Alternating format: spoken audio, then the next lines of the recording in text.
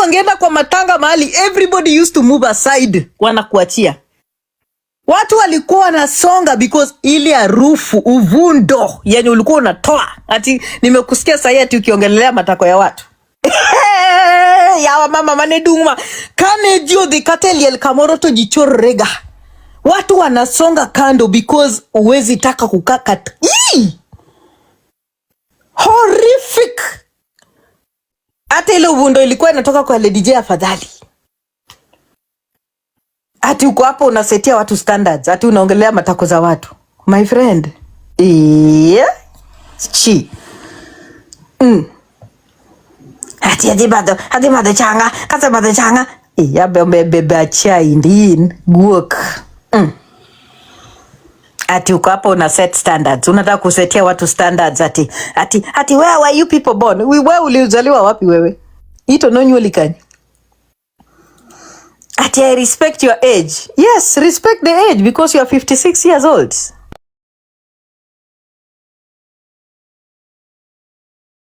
Hello guys, it's your girl Patience Status. Welcome and welcome back to my YouTube channel. If it's your first time here, make sure you hit the subscription box and put on the notification bell so that you don't forget any time I post a new video. Remember, I'm the queen of online gossip. So welcome to today's video. Don't forget to give it a like and leave a comment on the comment section. You should have let him there. So I wanted to give him a little bit of laughter. No, guys, it's too much, Atty. You have too much grace for him. It's too much. No. No, because I know Mimi, with all due, I mean, whatever, you know, I know sometimes, and I'm telling you guys, we are all dealing with a lot of issues. Ukiona at his age, ako hapa TikTok 24/7 azumia watu wako old enough to be their daughters. Maybe there's something he's dealing with, and it's allowed. Okay? No, so what I'm saying, but Nini, somebody, Atty, 1 minute. Somebody down here texted me that why am I standing up for you, and I said I didn't changa because I didn't changa. Honestly, I passed my condolences. I don't need anybody. I've respected your privacy, respected your space, but it still does not give anybody a right to like it's a matter get of common into sense. your private life. It's common sense and just respect. Is respect supposed to be bought? Anyway, bye. Mimi nimeuliza swali, wacha niende, sijajibiwa. Na before uende Kenya. Kenya, before you end, ask your question. Kishambiwa utapata one day, hopefully. Kenya, so it's up to you. When you go, just one question. But you see, I've told you, what don't you understand? What don't you understand? And that kama na feature ni shida yako from a grave robber. What is your problem? Wewe si ni watu wa kukula maiti. Surely. Kwenda huko. Wewe unauliza accountability. Baada yako tulikutumia pesa. Did anybody ask you for accountability? You see the problem with these people like Nyani Oni Kundule.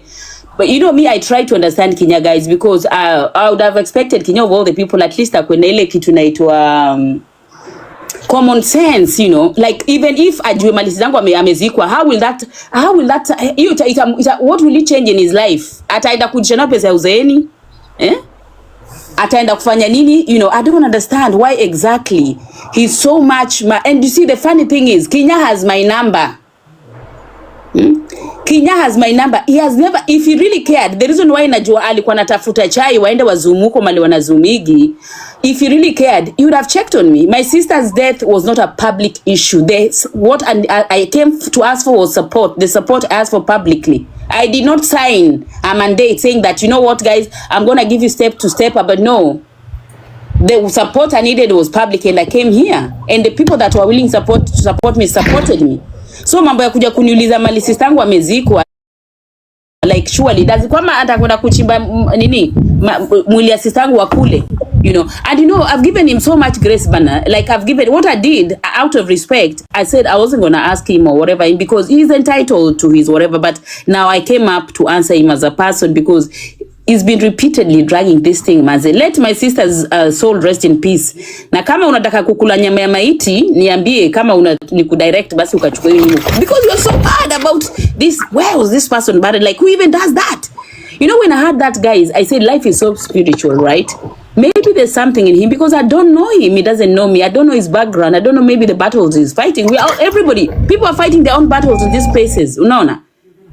People are fighting their own battles. Maybe kuna his background. Unajua, like Gunda in Kijaluo wacho ni Gunda. Gunda is like your background, where you come from, your great forefathers, whatever. Maybe waliendaga kutafuta maiti, or maybe it's an obsessed with the dead and all that, because I do not understand why he's continuously, ama ni content wanatafuta, I don't know. Okay, but you don't have to understand. Dichoma botch mini ndogi Pierre maonge kata dhako biro penji gik mamagaman.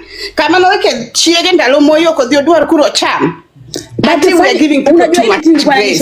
We have normalized things that are not normal. In real life, I cannot step up even to my mom and go, "Where is your sister buried?" Imagine. Like, we can't even do this shit in real life. How are you going to do it? Like, I banter with him here and there. Kenya is not a personal friend, you know. Kenya did not even know my sister. He's not a friend to our family. Kenya did not even give a single cent, even shilingi, hakutoa. But the obsession is just too much. I'm like, seriously. And the funny thing is, 2 days before my sister said, this guy called me, ilikuwa birthday yake. Actually called me asking me about his birthday. Unaona? I think that, no, now let me tell you. He called me, 2 days, it was his birthday. Akanipigia nikiwa hosi.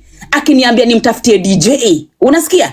Akaniambia DJ wake amemlet down. Unaona? Akaniambia Atty, please, sunitafutie DJ. Nikamwambia Kenya, mali niko saizi, siwezi fanya anything. We are having a family meeting at my sister's bedside. Here is my bed. Hata nikamshow bed ya sister yangu ndio asione ni kama namruka. Juu nilijua, unajua TikTok mtu azina kioga na occasion, kuna watu hurukana. So I wanted him asione ni kama tinamruka, tinamlenga. Nikamwambia Kenya, siwezi, there's nothing much I can do right now. Juu niko wapi, niko hosi, na we are having a family meeting with my sister. He called me. Nata yusuku nikuja kwa live yake, nilikuwa hosi. Nikamwambia, akaniambia usikose kukuja. Nikamwambia nitakuja, but I'll be muted most of the time. Juu nitakuwa hosi. So if anybody remembers about their Kenya, I was there all the time. But I was muted because I was in hospital. Unasikia? I was sat there muted. So he's the last of the people who should be coming here asking such stupid questions when he called me asking me to get him a DJ when I was at the bedside. Like, where is the basic courtesy? Kenya, where is your basic courtesy? You called me telling me your DJ me cool it down. For real, right now, I don't think I'm the right person to talk to, because I am in a very bad state right now. I cannot even, siwezi kudanganya naweza tafutia DJ, akaniambia sijui nimuongeleshe Arwa, sijui nimshinde nani, nitafutie DJ wangu, sijui nimuongeleshe na.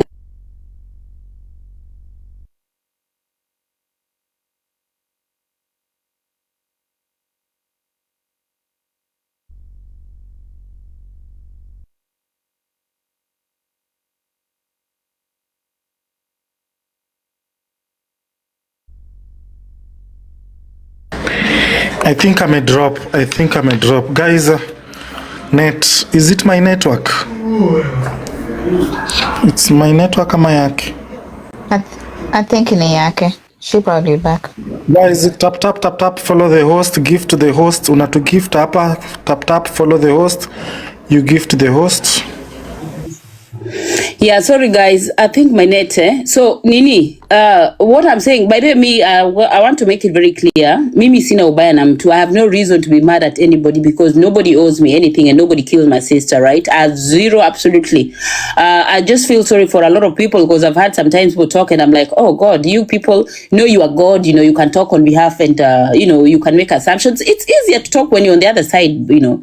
So personally, you people continue doing your content. If it's giving you the audience that you want, you know, getting you some coins here and there, using the coins to go and buy your kids food, watoto wanakula kwa jina mkufi, why not? Anything for survival. We said poverty is the enemy, okay?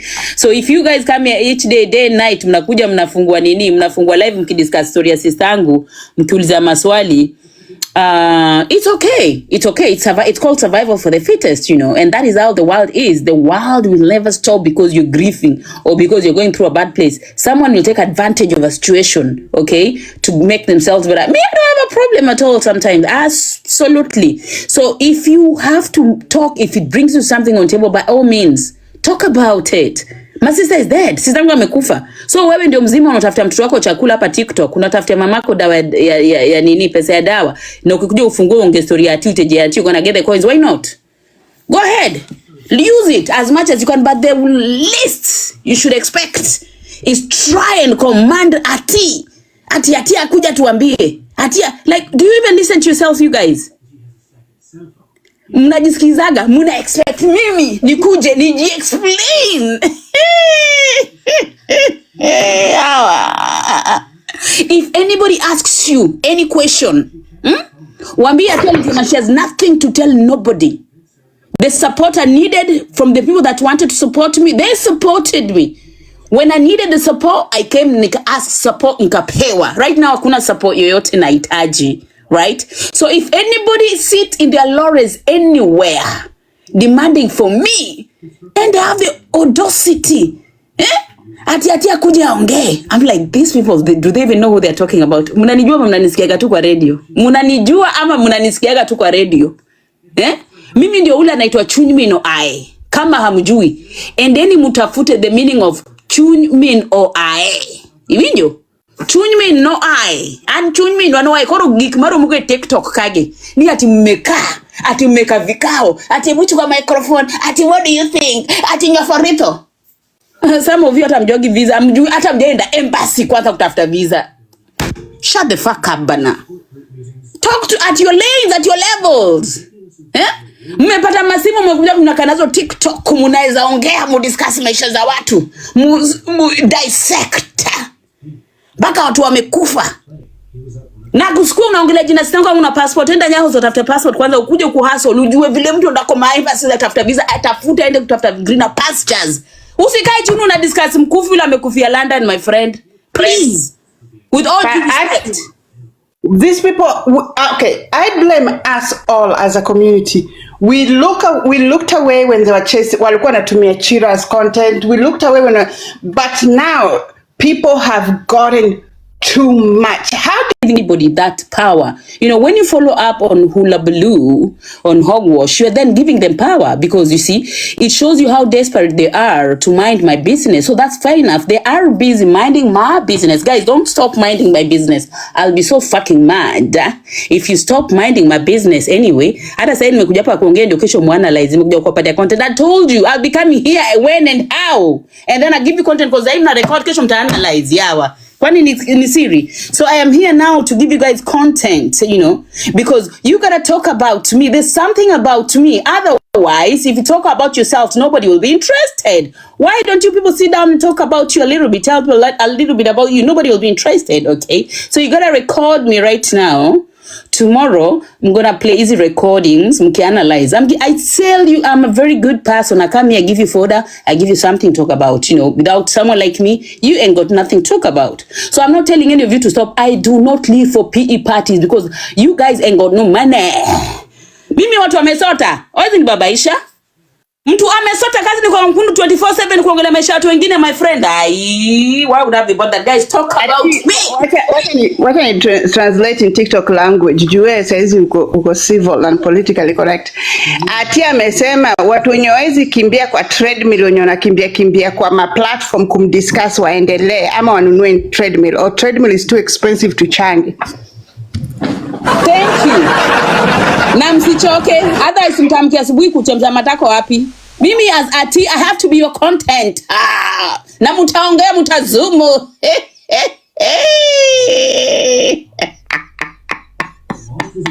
So I'm just here to tell you guys that I'm still here rocking, very much okay, having my peace elsewhere, because there's too much ratchet in these spaces, guys. You know, now there's a lot of ratchet in these spaces, and there's a lot of idleness. Can you imagine? Asiko, guys, I'm not being paid. I'm just like, imagine asubuhi, saingine unamka, unaenda job, unapata the same people in the same spaces, bana, talking about the same fucking things. Back excuse me, sometimes I look at this and say, God, is it that bad? You know. So personally, I swear over my dead mama and my sister, sina ubaya na anybody. I ain't got no problem. People having their time talking about me. Why would I be mad? Because mimi sio Jesus Christ of Nazareth. I want anybody to be good to me. No. Hata watu wana pesa hii TikTok, wanapenda pesa, wanabembeleza na pesa left right bado wanachambua sembuse mimi. So mimi I'm not here to see, I'm looking for pity party. Nay, I've never been a victim, never was, wasn't born to be one. Mimi si ati mtoto wa kulialia ati ni honge analyze ati wasini analyze me atieno. Anenya boroba deno nyaka uwewia. Lazima mtaongea juu yangu, mupende musipende. Is that okay? So I give you all an assignment. I've come here alone to get assignment, This speech I'm making here, I want you guys to save it. Go analyze it as it suits you. Get some coins. And then watoto wenyu maziwa wakunywe. Ama sabuni ya kufua. It's fair enough. Okay? Are we guys okay? Na kama kuna mtoto wao masista wao wamepotea mahali aniambie. Na kama kuna anybody that supported me financially and you need any information, by all means guys, reach out to me. My inbox is open. Just give me a reach out. I'll even give you a call. We can even talk. Are we clear? Lakini ama fogodari. Hawa watu wanja. Wanashinda roses hapo sijui ndio angoango sijui la ngo tumani roses kila mtu moja moja. Hey! Na biadua krago. Ana tieno. Watu wanamkia TikTok wanalala TikTok. Abiadua krago. Ninga mwacho. Who has said? Watu wana maisha. Watu walishazurura wana ambition. Failures wa maisha. Hawezi salvage the little that is left. But like kusalvage wako hapa TikTok mkundu mzima kutaka kutafuta mpaka mtu amezikiwa wapi. Tell me guys, is that normal? Someone that you have zero relationship to. Totally. Ebu niambieni, is that normal guys? Huh? It's not. Watu wana viti zimetoboka wamekalia maviti mpaka viti zimetoboka. Eh? It's not. Especially spiritually pregnant people like Mary, Mother of Jesus. Yawa, en maro kombe, en mara jachien, jomo kichieno. Jomo kono egweng magunda maichiene ji. Nga mtu ataletea vishieno zao. Sawa? So whatever thing you want to do guys, do me the people that love Atty are the people. I'm a tribe. Right? Nothing is going to change that. And I know the people that love me.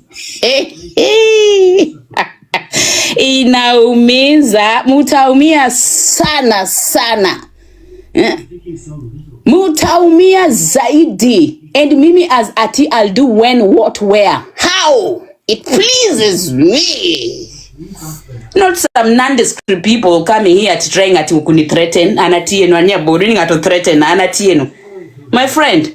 And then mkatafute Sonko mse. Kama Sonko haku ni mada. Hakuna ovyo takataka hivyo. Watoto zitoka nchizi wako wanaweza nimaliza mimi. Sawa nimewapatia content ya leo jioni. Mwende muongee na muendelee msichoke. Nataka mkeep muendelee until next year. I want to be your content until next year. Are we together? Anyway, how have you been, Amitoros and Okaro and Saint? How you guys been? I hope everything is sorted. And I've said, anybody that has a question, come up here and ask me. Kama unajiamini mwanamke, kuja hapa juu niulize niko hapa. Si ati kuongea zile siko. You don't owe anyone explanation unless no, you know how I know how to tackle them. They have a sister. They have a sister by the name Viv that they need I'm to know where I'm being the person courteous. was. I'm just being nice to them. You know, most of them are cowards, eh? They can never come and, they because I want to kill him. Most of them, Most of them are delusional of ground that they can come on TikTok. Wanapata matrolls behind them, give them some illusional power. They should come and talk to me as Atty now. I'm here. Gibia ne pio pio. Kama no ike nyathiu en business nigi family. Ninga to biro no lunde. Unless nigidwa dhi osregi kama no ike maiti. Unless nigidwa dhi osre kama no ike maiti, period. The audacity. Baka na shindwa, you guys really okay. Because they, joma video call jojuo gidonge gigine giwaganga giakengono donge gibratimo. Gionyo treadmill or ringo from platform to platform. That's not exercise. You have to run in real life. If not virtually. Mimi have said very well. Ngato bedgisa tande magdalagi edhodi. Yeah, kila mtu adili mashatani zako peke yako. Msilete watu drag peke yao kwa mlango yao. Alafu na hiyo entitlement ya audacity wanting to question people like you. Who are you? Wewe ni nani? Who the hell you? Who are you? Accountability. Accountability, then what? Then what? Who are they? Accountability for Maro Londo Pieregi. Then what, Atty? Then what? Accountability maro londege. Na bado guys, for your information, bado napata pesa. Accountability mara no gola ngomo dwaro no bed accountable. Kata jom no mi pesa modo gergo modo minigio yudo kama pielo we pielo yo mwogo. Ni wacho ni Atty omigi no mi pesa modo mama wowe pielo. Accountability for what? Ati ni question aje. Alisema ati alichanga hata Nduru kuchanga and she need to bring that evidence. Nimrudishie kwanza double because JB atoe pesa pia kuchanga of all the people. Mtu anakuja kuchangiwa chuo TikTok yawa. Kama JB unasema ulichanga pesa, leta hiyo evidence. I'll give you double the money. Wewe utuwapi pesa? Wewe mtu unategemea TikTok 24/7 utatoa nini? Pesa ya kuchangia mtu wewe? Ala, kweni serious bana. You guys gotta be serious yawa. Wache huruma berbere yawa. Andala wa kugunda. Dala wa choni tie. Nyaka mama pori chung. Dala wa akugunda. Okay? Let's make that very clear. Anya ugenya. Nyaboro bate dongo. Kendo kidu wade korwa. Lora kamaroni sega. Chak penyo kwa wiso koture. Ibro peni nyaka dalawa. Dalawa poni tiu chung. Omera. So anybody that want to go to a place, please, I'll give you directions. Unashuka, unaenda kushuka pale Sega. Unazacha ama utaka wacha ushukie Sega ama ushukia Boke. Inalingana which unataka kuja nayo. Unasikia? Mimi I'm not hiding anything. Why would I? For what?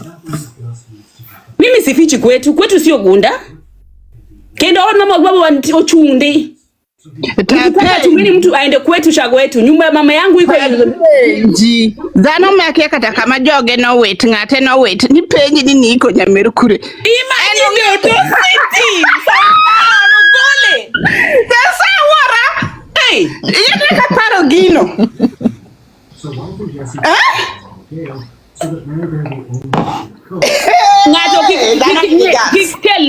Charity begins at home. Mimi, my sisters, all my brothers, you know, we are all in terms. I love my brothers to death. I have my brother who's a junkie. I've never hated him. I love him to death. I'll never wish him death. Sawa.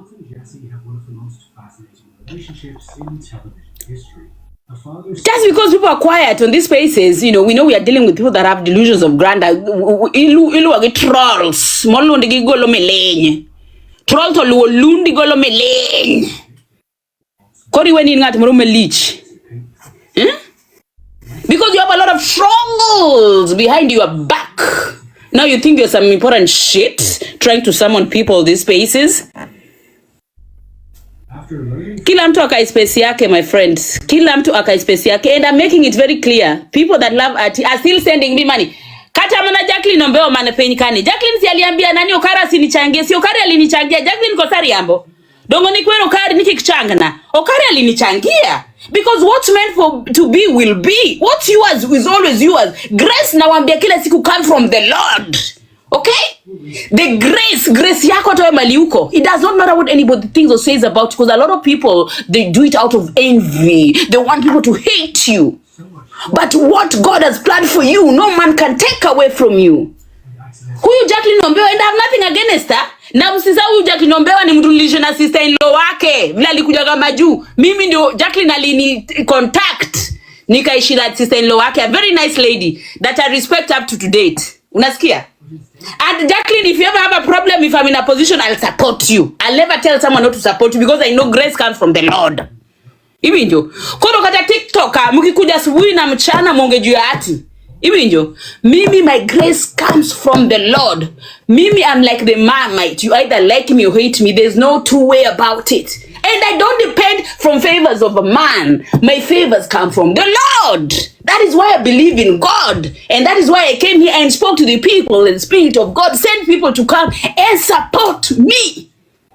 Unapologetically. So I hope we are clear. Thank you. To make up to go to wig mondo be live pure mondo iweka attention bukukuomi. Odu abiro. Ako makata ko mi ontidi gi chiemo to go sibon. Chiemo degi. Okato kata lo chiemo ngato no chamo gine rech. Ngano mano chamo ringo gi kuon. Kama nipe mic alafu ni drop. Yeah. And imefikiwa mbio sana, and that was to be expected. Now, Atty, the day Okari was bringing you money, kabla jakuja kwako aliniambia, sawa. Okay?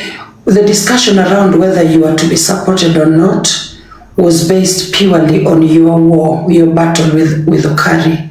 nothing to do with me. Sawa, niyo vita yenu nilikuwa napiga had nothing to do with Lady J.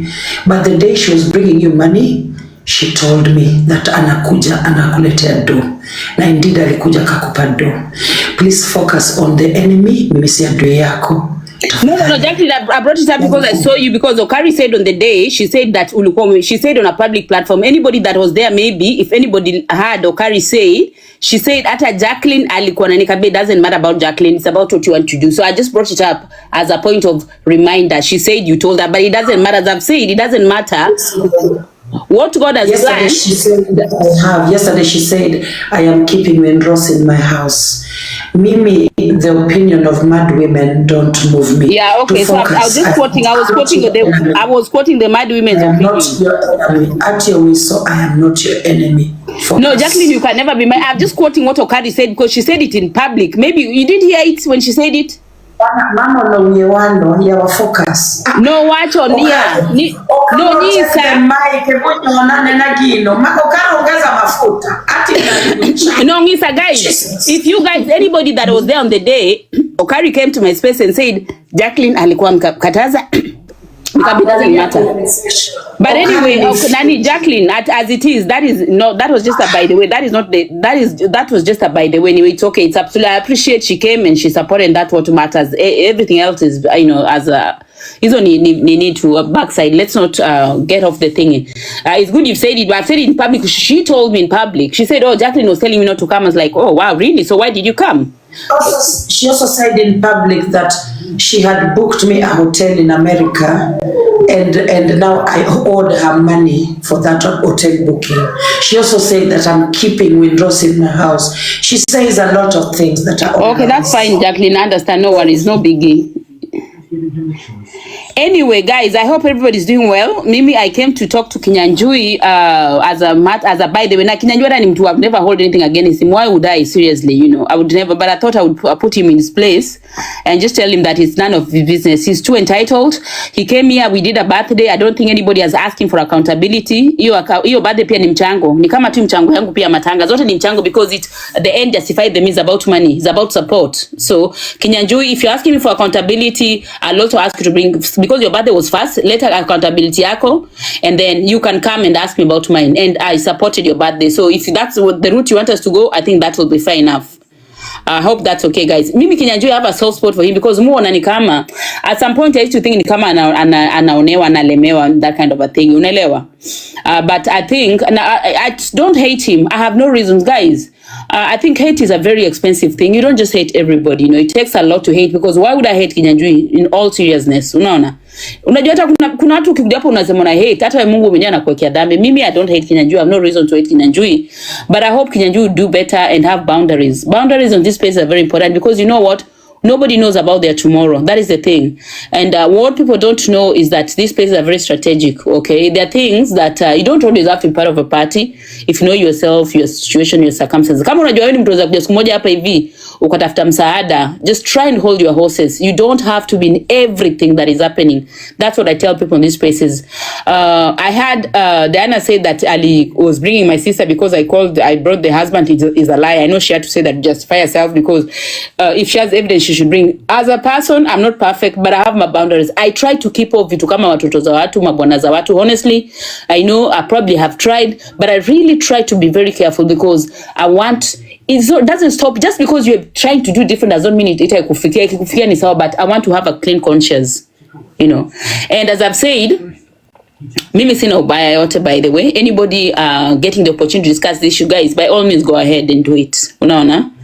By all means go ahead and do it. I brought it on public domain, okay? So obviously kuna watu dandia ni tu kila mtu na siku yake. Mimi ni siku yangu, mwingine pia tafikiwa, and life goes on. So no bad feelings whatsoever. If you gotta talk, talk. Life goes on. Hatuwezi gag watu on these spaces. Sawa? Okay. Nimeambiwa nipatie nani microphone, Jacqueline. Nimeambiwa nipatie microphone. Na nani? Pass the mic. Some troll hapo chini. All right. We have to respect even the trolls. Let me say this real quick. Now, there is a day that I was, I think, scrolling TikTok, and then I found, I call her Punyi. People call her Dada. I call her Punyi. I found Punyi saying that she had spoken to the chair of your, funeral committee, the committee of your sister, and the allegations that she was bringing forth were around there not ever being a funeral. They are not, I don't know, I think alikuwa naipush mpaka hapo kwa kifo ya kwamba kukuwa na kifo kilitendeka. So I think you really need to look for those recordings. I think they're somewhere in the blogs. I'm very sure I found them in the blogs. Yeah, so I have no reasons to look for them because I don't give a shit what she says. It's none of my business. Honestly, I don't even want to listen to them. Thank you, but I'm not interested. Anybody can say what they want to say. That's a business. That's a fantasy. That's fine. But me, never. I have nothing to respond to. Everybody should take it as they wish. We don't react mpaka afike kwa sub chief. I don't know how one person can have the sub chief phone numbers of all the sub chiefs in Kenya. What the? Naona sisi watu wa Amerika tunaitonga mafietu. Okara. I have just passed the mic back to you. Wacha mimi ni mute ni kunywe chai most. No, I'm just no, what triggered me it is Atty I've been hearing, and I'm just like, oh, why are they bothered? You know, that's her own thing. But then today, Kinyanjui comes here and asked in the most disrespectful tone, as if Atty is like a child in front of him. God, I wish mtu alirecorded ama sent atachezea kitu. That thing triggered me because I'm like, this motherfucker, you can never say that shit in Atty's face. Dentures zenye umeweka cavity tutakuwa tumegonga, glasses zenye tulikununulia tutakuwa tumegonga, simu, hata underwear yako ile imechana ni ya TikTok. How dare you? Hata ukienda ushago in the middle of usonga mali hakuna watu wamesoma. People know to respect people and respect death, because death is the one thing promised to us all. We have to respect it. And then you have that audacity in your moi age. Watu wenye mulizika mabibi zenyu na moi. What is wrong with you? And you know what, really, Jacqueline? It's our fault. We've looked the other way when people are being disrespectful to other people. Now it's come to our door. And this should be the last stop. It's not that we're toothless or we are weak or whatever. We can do this all day, especially with someone who... That is the best thing you've said in a long time. You guys looked the other way. We looked the other way when it was a lot of people. Now it has come to our door. Now, please help us eliminate this kind of disrespect. We are not doing this anymore. This is the line. This is the stop line. And the last thing I would want to say, let me hear somebody who takes horse tranquilizer and doesn't sleep coming to say, Atty, respect people. The respect that you are demanding, running around demanding, the fact that you're even asking people to respect you on different platform means that you know you are a disrespectful person who nobody disrespects. But when it comes to families, let's return respect to that. When it comes to things that we revere as Africans, sisi si wazungu. Hata ningezaliwa hapa bado nimetoka kwa kuma ya Mkenya. Okay? We still Kenyans, we still Africans. We need to respect people and respect boundaries. We've been too lax, too much on our Western training of, oh, leave it alone, oh, be quiet, oh, just disengage. No, we're not disengaging anymore. We're going with it. There has to be respect. It's either you respect or we respect, but we will find out by the end of the year.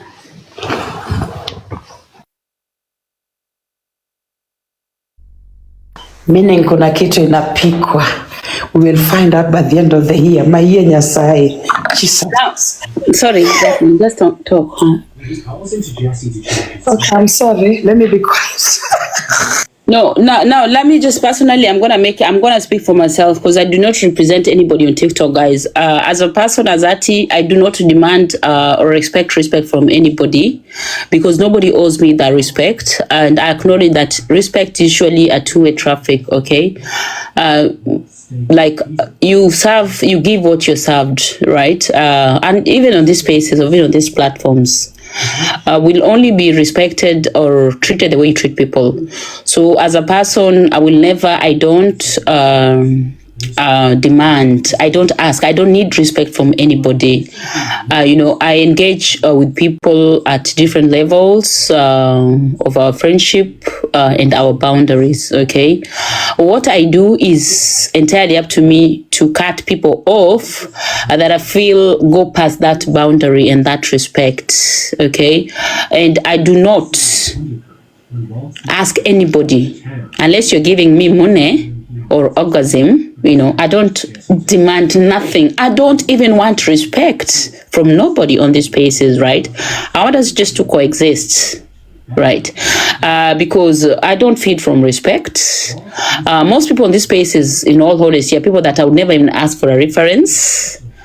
People that probably in real life you're not even ever going to meet with.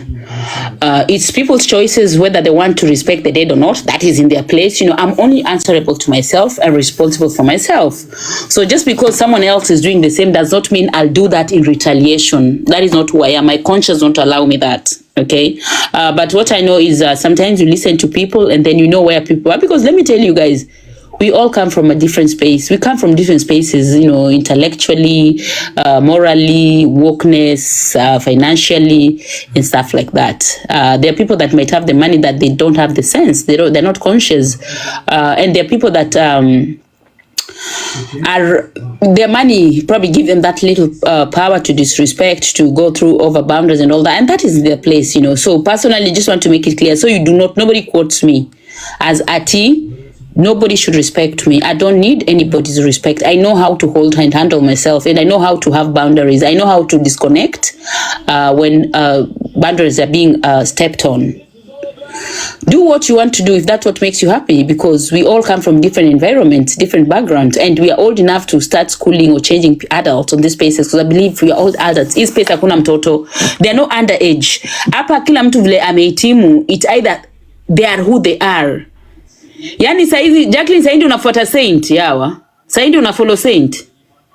Hata karibu nimwambie, yani kwa watoto wote. Imagine Atty, kwa watoto wote wa TikTok, mimi ndo nakwanga ameniweka odd one out. Kwa nini? Yani leo tu sijui. Saint, I don't know how it happened that I unfollowed you. I don't even understand. Jamani, ama kuna mtu na interfere na account yangu jamani. Anyway, I just interjected or what? I was still talking. Just because I'm catching so many strays. Hebu mniache. Sasa nini? Jacqueline, nawe pia unaanza kunywa pombe kama umezeeka, baju pombe kupeleka mbio. Pombe kidogo tu kikunywa unababaika all over bana. Okunimada ukikunywa yako Martin. Mimi hata sijakunywa pombe in over 6 months. I don't know what you're talking about. But what's up? You sound a little bit tipsy. Let me also ask, where's the pink wig? Tinde kendo stress oduoge golo pink wig yawa. Ani ndalo mionge pink wig okabi. Yani hawa watu wanarefocus kwangu guys. Ama nishuke niende zangu. Comment section nishuke. Hebu watu wa focus na adui. So anyway, as I was saying, guys, Mimi, by the way, and I want to retaliate, Mimi, I'm not bitter, by the way. I hope I don't come out as bitter, honestly. I don't want, because I have no reasons to be bitter, because you know what?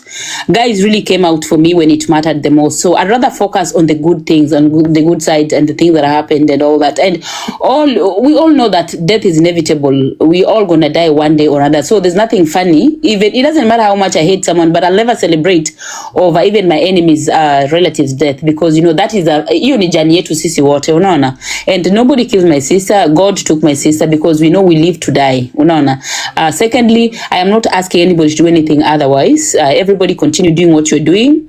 how you're doing it, and if my sister's discussion is what's gonna bring you traction and some coins, why not? You know, we care about the living. The dead are gone, they look after themselves. Sasa wewe ndio uko bado hapa live, watoto wanataka maziwa, maybe rent, maybe unataka kufanya, no, do what you gotta do to survive. Okay, mimi, I'm so blessed, you know, and I have amazing friends I met here on TikTok, very decent people, and very grounded. When I mean grounded, people with real money, money that doesn't make noise, that doesn't shout, money that is silent and respectful and quiet. And I'm so grateful. I'd rather have 3 or 4 people, grounded people around me, rather than have a crowd of noisemakers around me. So I'm very appreciative, guys, and I'm so happy. I just try to keep off these spaces because lately this space has been so much. There's a lot going on, and I don't want to come here and play victim, and I don't want to come here and look like a victim. Unaona? Na sitaki nikanyagane ama nikanyagwe nianze kusema nini ati unajua sisi yangu. I don't want to use that because, you know, I'm still very sensitive. Some things will trigger me, and you know what, hii TikTok ulisema kila mtu anafanya nini, unatumia weapon ile karibu na wewe, unaelewa? So I try to keep off because I don't want someone using that on me. It's gonna hurt me, you know. And I don't want to come here and look like a victim. So me keeping off is me protecting my own peace, because we say every day that people need to protect themselves, guys. I love you, everybody that's been checking on me, guys. I love you, but I've been like, for the last 3 days, I've not been checking on TikTok, by the way. It's just some of my friends are on be fine, let them do what they gotta do. But you see what, nobody dictates or directs me. But I love TikTok. TikTok is amazing. TikTok is amazing. The beautiful thing about TikTok, kuna wale watakupenda na kuna wale watakuchukia, and that is the thing. I mean, if you're loved by everybody, there's something wrong with you. So I am good. I am absolutely good. Yeah. Anybody can do what they want, what makes them happy. That is it's not in my place. Yeah. Atty is kind. Is a kind human these days. Ebu nini mwenye akwanda mnenga tusimwambia I love you juu yeye si nini. Yeye si mama yetu. Time take over. Hapa ni sisi, vita ni yetu. Namjue, I already healed from my divorce and I'm getting remarried, and my ex-boyfriend also still wants to marry me. So I'm back full swing. I have energy and ego and pride kama Rwanda Magiri. Nyadhi, it is called Nyadhi, Joe. It is called Nyadhi. Twende nalo. But do I say?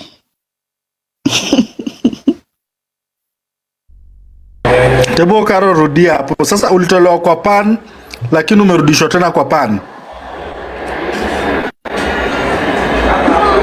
It's just something no longer. No, majua kitu ya Atty, ask me totos. I've been like maybe kwa comment section mbili tatu and just observing.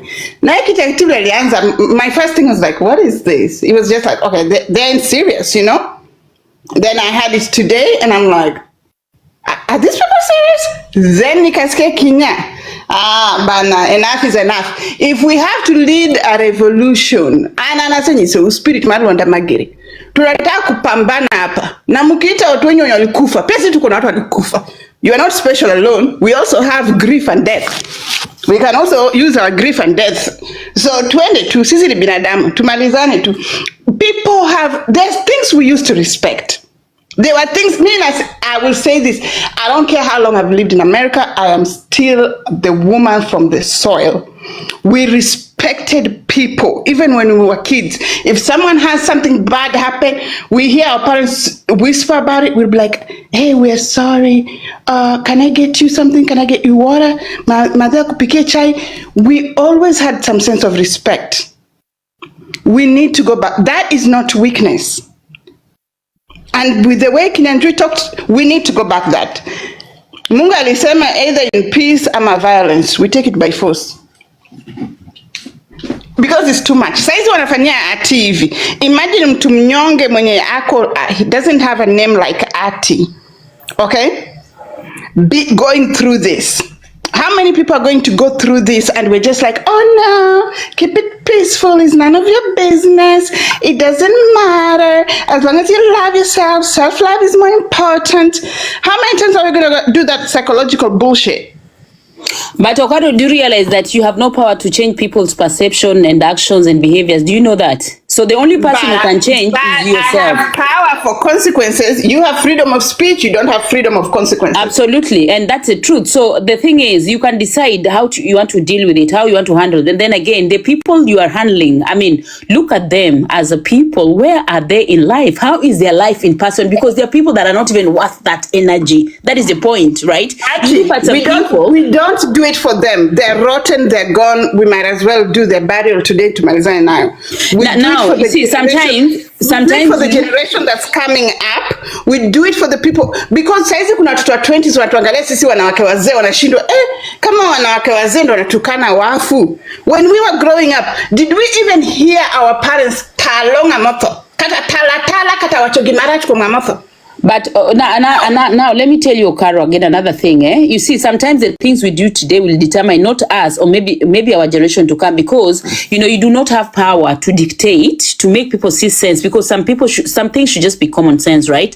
If an adult sees no sense on it, okay, that is not in your place. You can talk about, like you're talking about it, creating awareness and all that, but that's just about it, Now, the thing is, the underlying factor will come. You see, we have a lot of people right now, we have families, relatives, that have issues underlying, because maybe the people before them, their parents, their mothers, their fathers, their whatever, did things that they're paying for, right? So whatever things we do today might not affect us directly, but they might affect the generation coming up. Emomi wachonia, kiti mwaberi timo ni in. Iwinjo, ama inasemekana, hizo tunafanya zafata uko yako, your generation, unaona? Because me as a person, by the way, I don't hold anything against anyone. I hold things against me. I look at myself, ask myself, what is the difference between me and this person, right? If they've gone this route, wameenda route ya bringing the dead, talking about the dead, do I also do that to liven up, like is the case on TikTok? Because on TikTok, a lot of people believe that, nilitukaniwa mzazi, hata mimi natukana na mzazi. Personally, I don't believe in that, because there's a way the universe. I believe in karma.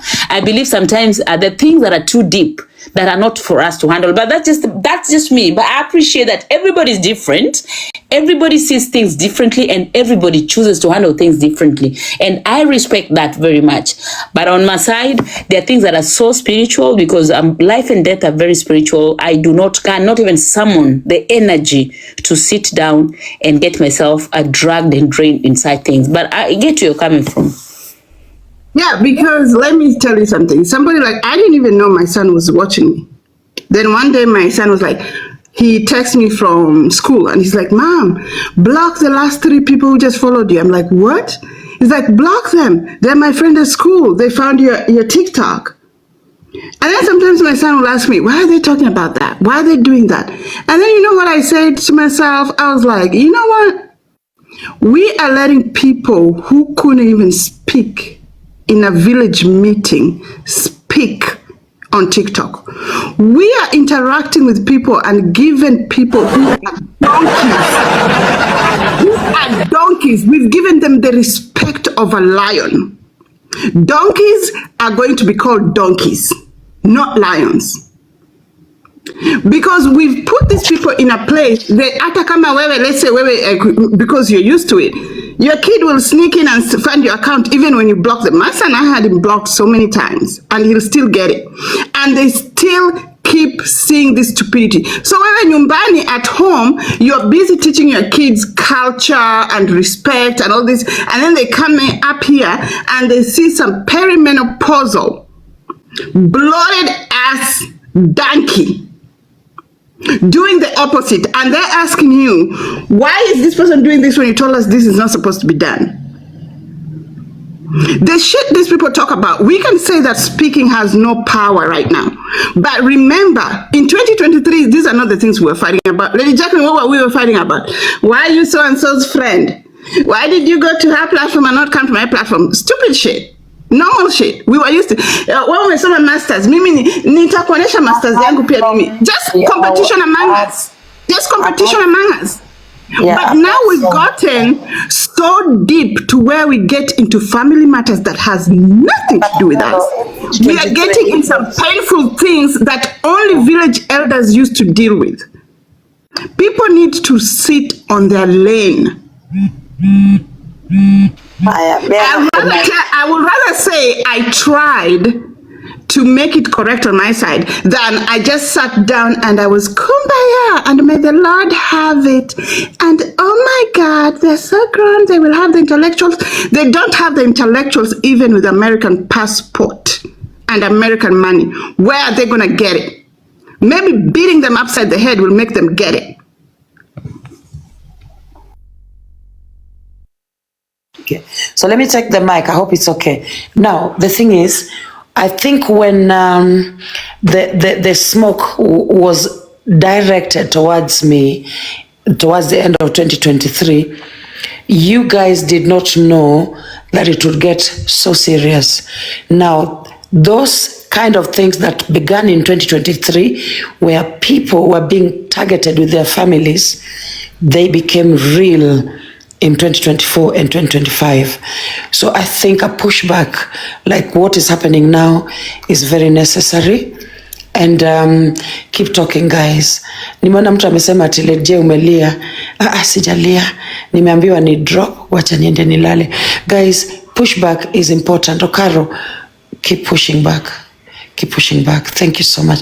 And by the way, ukiongea Kijaluo unanishare live. Yani accent yako. That is why I like listening to you talk. Like the accent is on point. Hiyo Ugenya, kia Lego, kia wherever. Mitotos, mimi nimefunga mdomo sitaongea tena. I am shutting my mouth kabisa. And thank you guys so much. International. Wacha watu wa local wachukue mic. I went international, darlings. I went... Let me drop. Wacha watu local wachukue mic. Time chukua mic.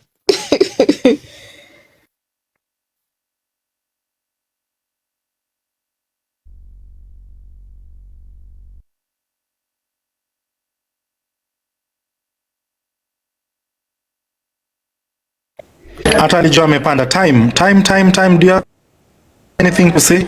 Yeah. Time. Because I actually had come here because... Sijui kama amejua alipanda. So guys, that was... Hi, is it okay if I leave, guys? How are you, Mama? I'm good. How are you? How are you doing? Niko fiti. Nimefurahi tu umerudi. Hebu ungejibu hata kesho asubuhi yake. Utujibu tena. Hata sina kujibu, imagine. No, imagine I don't even have, because I mean, I don't even have, what is it, Alec? Let me ask you guys. This is TikTok, yeah? People get analyzed. Unajua? Mimi, I don't have time for a lot of these people. I don't mind being talked about is a good thing because it means I'm visible. Either my presence is annoying. I don't want to live so behind the scenes. Mi nataka watu waonge juu yangu. I want to live so boldly that people will wake up in the morning before waoshe makuma zao waanze kuongea juu ya Atty. That is how I want to live my life at the front line. Pale mbele. Asubuhi na kesho platform zote mzoom. Mulete recording mkicheza mkicharaza mkianalyze. That's exactly how I want to live my life. I don't want to live my life in the periphery. I don't want to be unseen. I want to be heard. I want my speeches to be, to be replayed. So people can listen to my speeches and analyze. That is exactly how I want to live. So when I'm dead, they will remember me. I don't want to live umekuja kutupandisha pressure na tumerudi tu juzi jamani kutoka hospitali. Si tutarudi hospitali tena jamani. Mimi sitaki kuishi maisha yangu nikitembelea kwa mayai ati ati nilipane huko ati msinicharaze. Nicharazeni.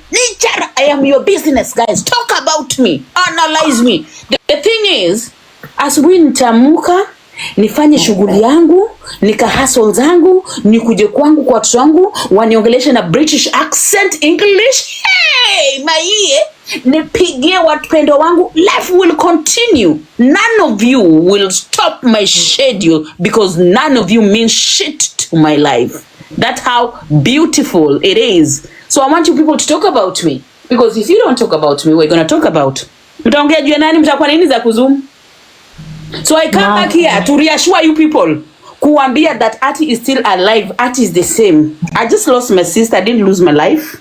I just lost a sister. But my life, I'm still the bad Atty that I was. Nothing is changing anytime soon. I don't fucking care what you people say about me. Hata mkika kwa platforms kumi. Mukijaribu kuni understand. You'll never understand me, half of you. Because I don't even know you guys. You are bringing nothing to the table. Right? So nothing is stopping reggae Unasikia?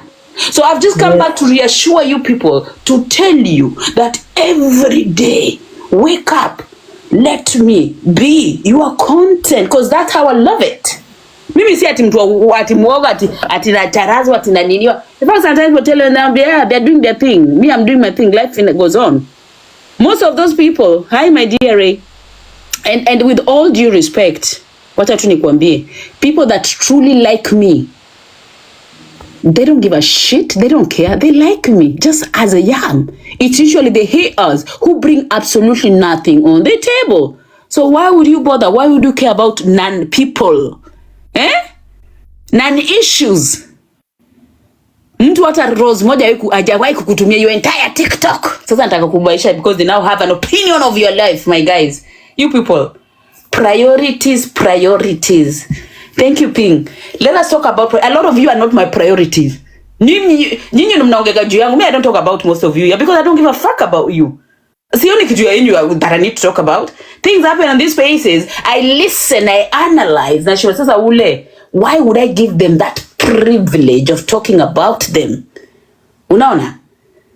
Why would I give them privilege of talking about me?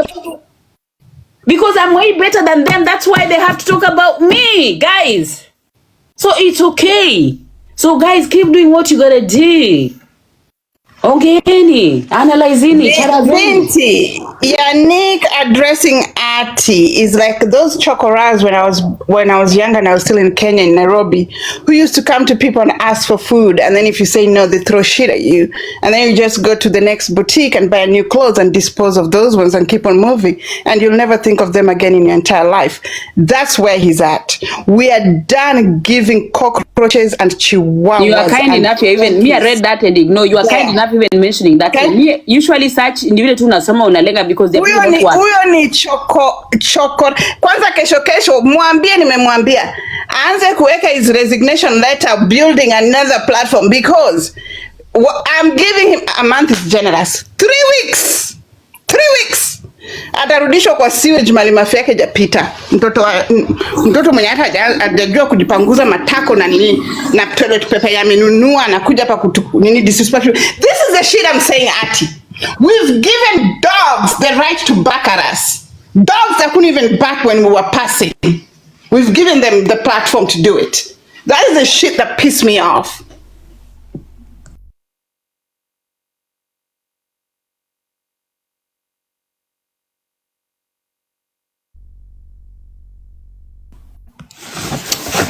And you know, guys, the other time something was mentioned on this app. Now it wasn't mentioned at the act of disrespect ati kudhara watu ama nini, hapana.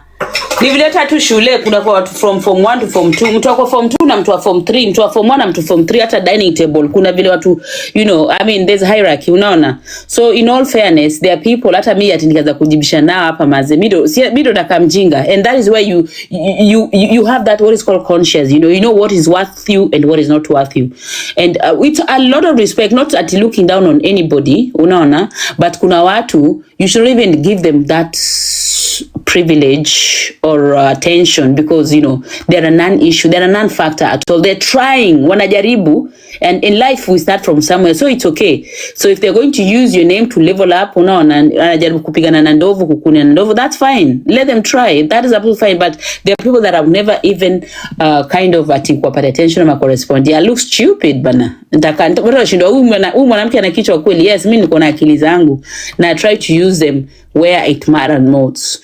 So that one is a no. Hapo hapana, another day ajaribu siku nyingine. Wacha ajaribu kuflex kiasi. Unajua lazima afreshe boss, lazima aonyeshe I'm doing something.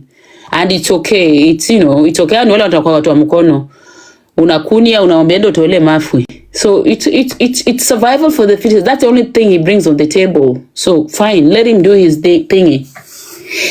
It is life. Anyway, guys, it's been beautiful. I appreciate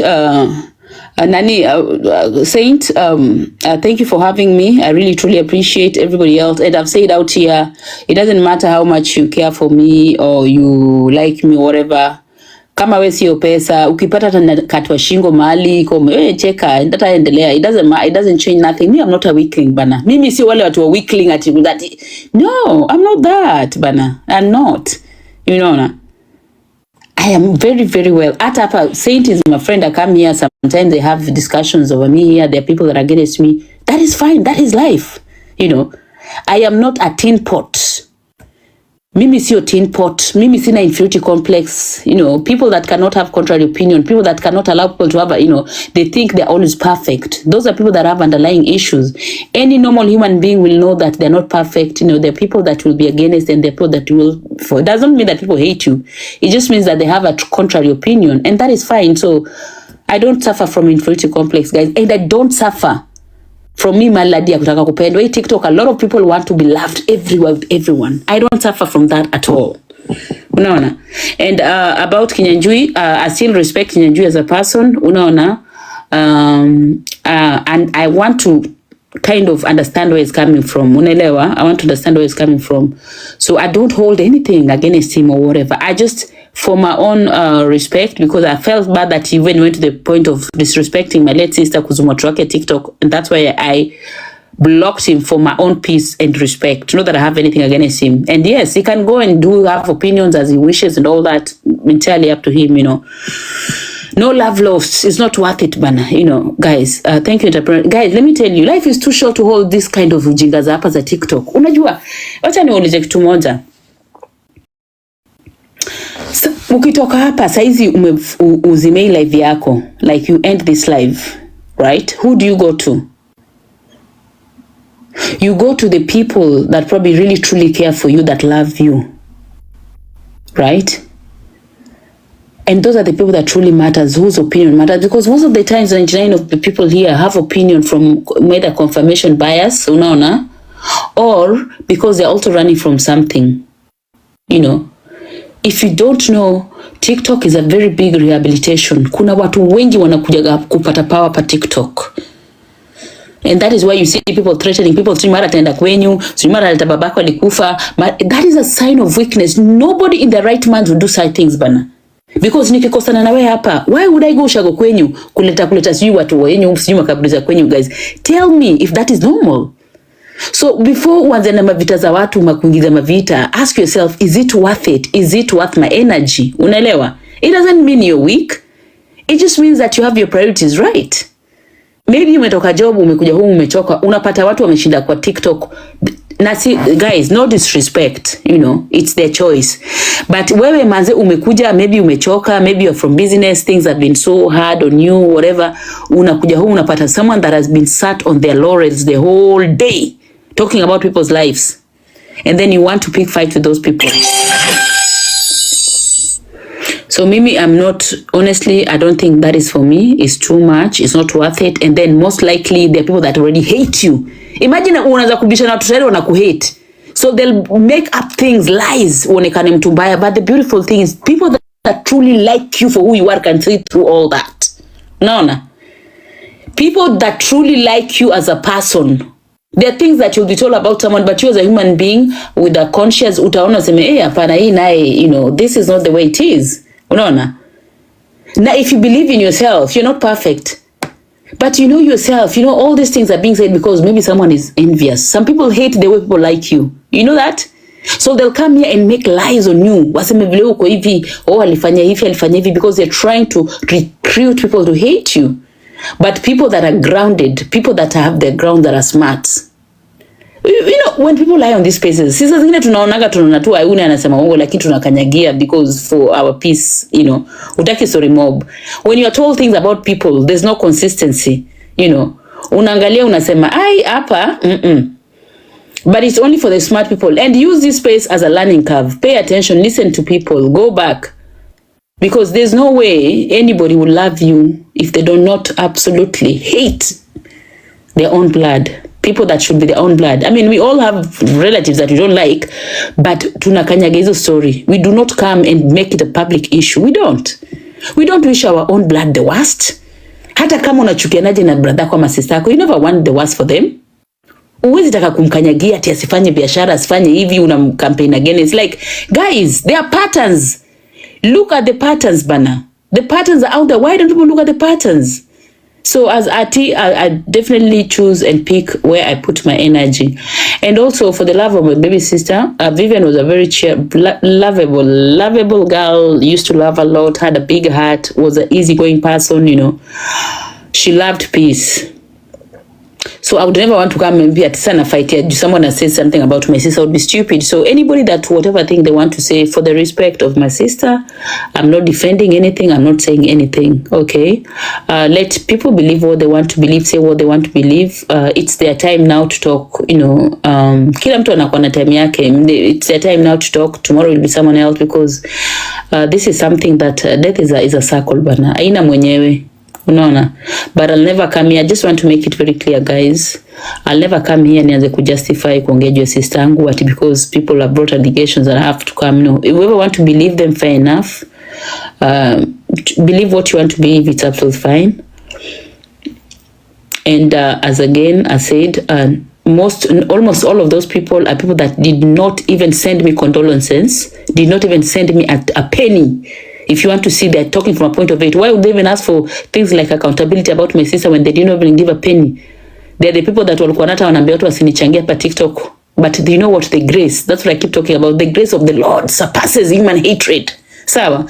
So let people deal with their own issues the way they want. That is prerogative. You know, that one we cannot change. We can only change ourselves. And I appreciate everybody, all the support, all the love, guys. I do not take it for granted.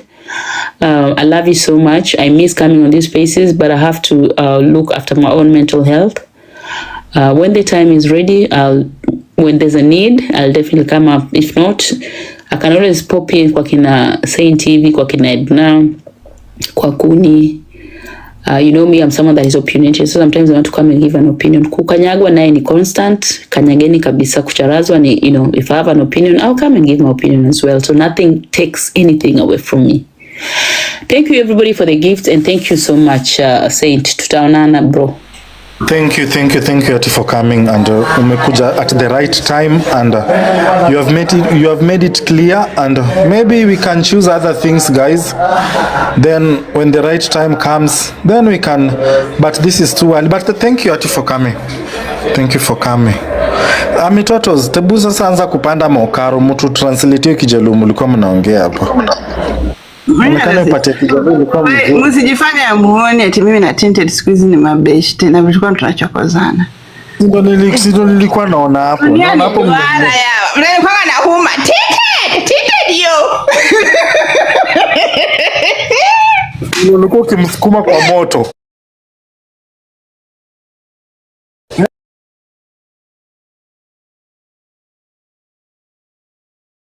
Kuwa mtoto wenyewe. Karo. Wapi aliniambia vile tumbo yangu ni kubwa, niko na kitambi. Hiyo kitu iliniuma. Sasa na yeye ulikuwa unamrusha kwa moto Tebu uliza nani alinipatia hizi document kama si tinted. Na penye tinted alikuwa na hara. But you know, we've been friends from the beginning of like we cool. We're just like, hey, what's up, girl? But mjua ni uzuri kuchokozana uchokozi where you can get back and just be cool. But easy with a family, you guys are going to pass. But mumetengenezea friendship yenyu hapa ama mulitengenezea mali kwingine, because nimeona hapa the smoke and we've been friends now from the beginning of the year now. We just was about cool to ask, like, nilishangai ni macho yangu ama nini? I don't even know how we got cool. We just got cool. I'm like, hey, what's up, girl? Like, okay.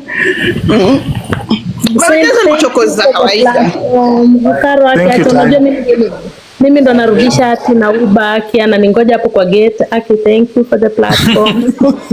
Thank you for coming. Asante. See you, brother. Bye. Polisi wa Buruburu sasa leo nitatoa polisi wa Buruburu ya manitoa kule. Polisi wa Buruburu anaongea, mwingine polisi wa Buruburu ya kitype. Kinashangaa tu.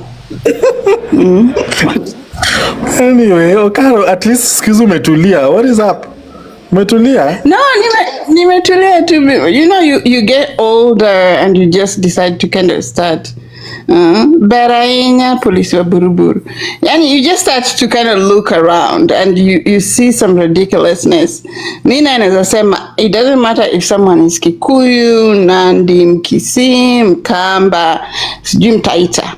We need to go back where we leave people's families with respect. Hata tunataka kujifanya wazungu sana, wasomi sana. Nini tuliso? Umejua, by the way, TikTok imefanya nikadharau degree yangu. Nataka hata nirudishe. Because you see the same people who have the same accolades of degrees doing some things where you're just like, this whole thing is crap. Have your personal drama, but at least have a line.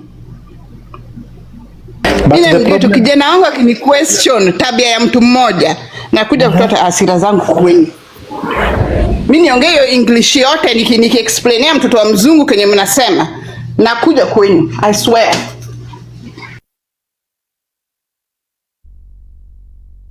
But the problem na TikTok people, we are too fake. Tuko too fake. Yani we can't even see the real thing about. Hata mwenye huko na hizi tabia, when ukishaanza kuindulge with these insults, unakaa chini at times unajiuliza, huyu ni mimi? Even you even question yourself.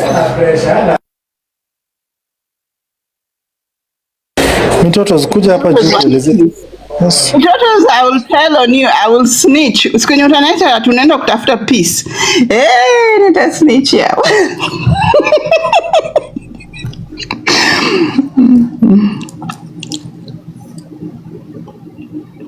Again, that was wrong. Clifford, working and you said that was wrong. I ain't scared of snitching. I'm snitching with turtles. I'm snitching. I ain't scared of no snitching. That's why when you speak confidently of things you can stand on. If they snitch on you, and you don't give a hoot about it either. If you see me throwing hands and you're my homegirl and you're sitting on the side and I see you sitting on the side, I'm going to make sure somebody touches you. How you guys snitch? Uko sandy bitches. These women are going to jump me. They're going to jump me, but I'll be asleep anyway. So if you want to talk. Lakini yesterday I had Swale complaining about Kinyanjui and I was like, oh, why is Swale picking on Kinyanjui?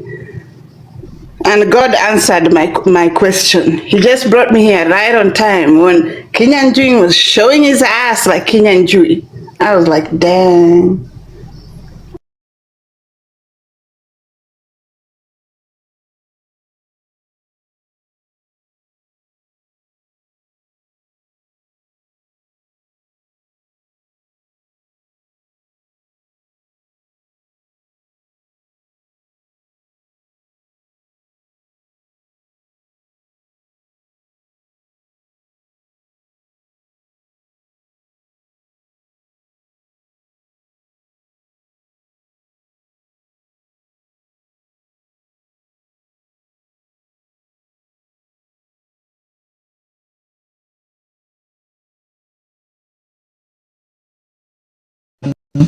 Of someone's death.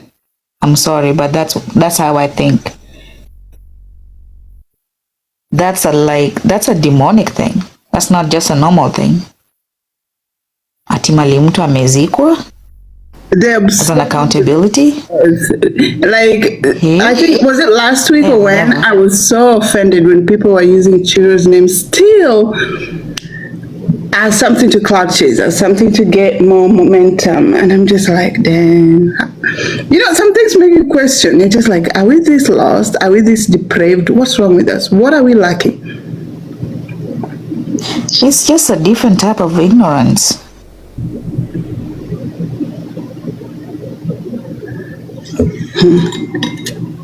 You know, I'm never beating the charges that I'm new. You know, at first I thought, this is me, I'm not celebrity ujinga, but at first I thought it was a harmless question. But again, as the way alikuwa proceed, sikuwa nimefungua live, the way he was going about it, and I was like, no, I think this is now person. But anyway, I think maybe she will never repeat it again. Maybe we'll never repeat it again. You are underestimating how high his foolishness might go.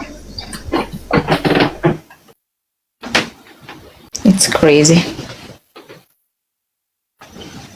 If it was a one-time thing, would make more sense. Like, oh, do you know, blah blah blah. But on a as a accountability thing, like you owe us that. Nobody owes you nothing.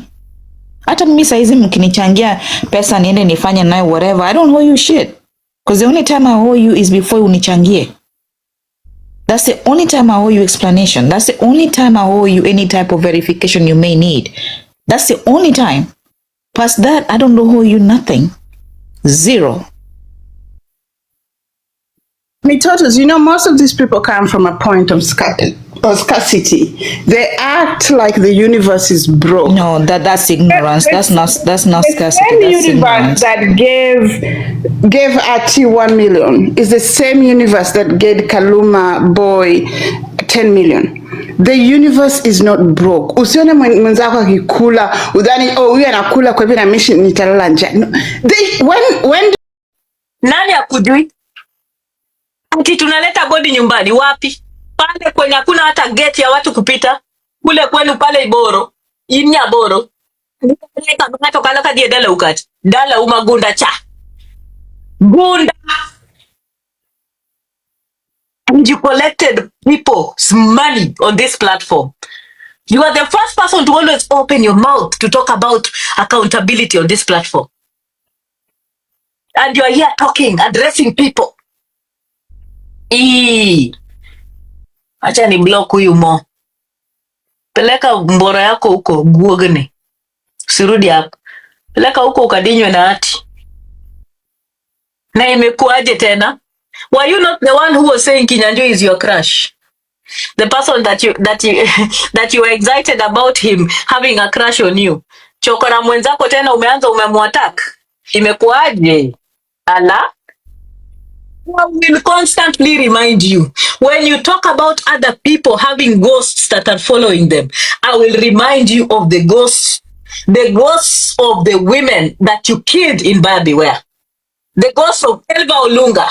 The ghost of Brenda Waru. Unasikia? The ghost of Helen. The ghost of Miriam. The women that died in your hands when you bullied them. Because they could not pay you to stop blackmailing them. Ati uko hapa unaambia watu eti watu wako na mashetani. You are the epitome of mashetani. Umesikia? You, the veracity. Shameless woman. Ati you have the audacity to address people. Karibu hata ukunye kwa live. Kwanza unafaa kuenda kwa choo ukunye before kujange kwa address kwanza, especially if you want to refer to me. Karibu ndideri jamriambo. Deregi wache chunye. Nibe the address ji. People about the integrity of the dead. Don't talk because you have a soiled history on this platform and outside of this platform. You have touched people's lives. Watu wenye hawajawahi kukuchokoza. Umesikia? So you will never have that audacity. You are not in that place. You are addressing people. Kwani wewe pia ni part of those family? Are you part of my family when you are addressing me about my husband? Are you part of my family? Did you contribute anything? Did you? Are you part of Magitacha's family? Huh?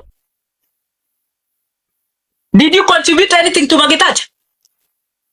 Unachukua example hapo. Ati, you are not part of my family. Were you part of my family when you came to here on TikTok to say ati bwanangu alikuwa na depression? Did he send you? Alikutuma? Ukuje announce his cause of death? Huh? Were you there? How much did you give? Ati now you suddenly have the courage to start talking about people who do not know how to respect the dead. Yet you are the first person who has no respect for the dead on this platform. You even have no respect for disease on this platform. You even claimed and used cancer on this platform so you can get coins and gifts. You claim integrity, you of all the people. A thief, a walking masquerade that called me another 100,000 using tags. Unaenda kushika Gigidola Uganda. And shamelessly came here to admit to it. A woman that kidnapped herself in public in Kenya, and it was put in the news. He's talking about integrity. When you are called to order and you are asked now to go and do identify the people who kidnapped you, you decided to disappear. A drug dealer who has a record in the UK, 2 warrants that were put out for you. When you're working with Nigerians, using the place where we call before when you were employed as a juvenile police officer kwa majela za juvenile. Si ulifukuzwa huko juu ya madrugs. A drug addict talks about people's mental health. Why are you not able to work in the UK till now? Why? A manipulator, a pawn par excellence.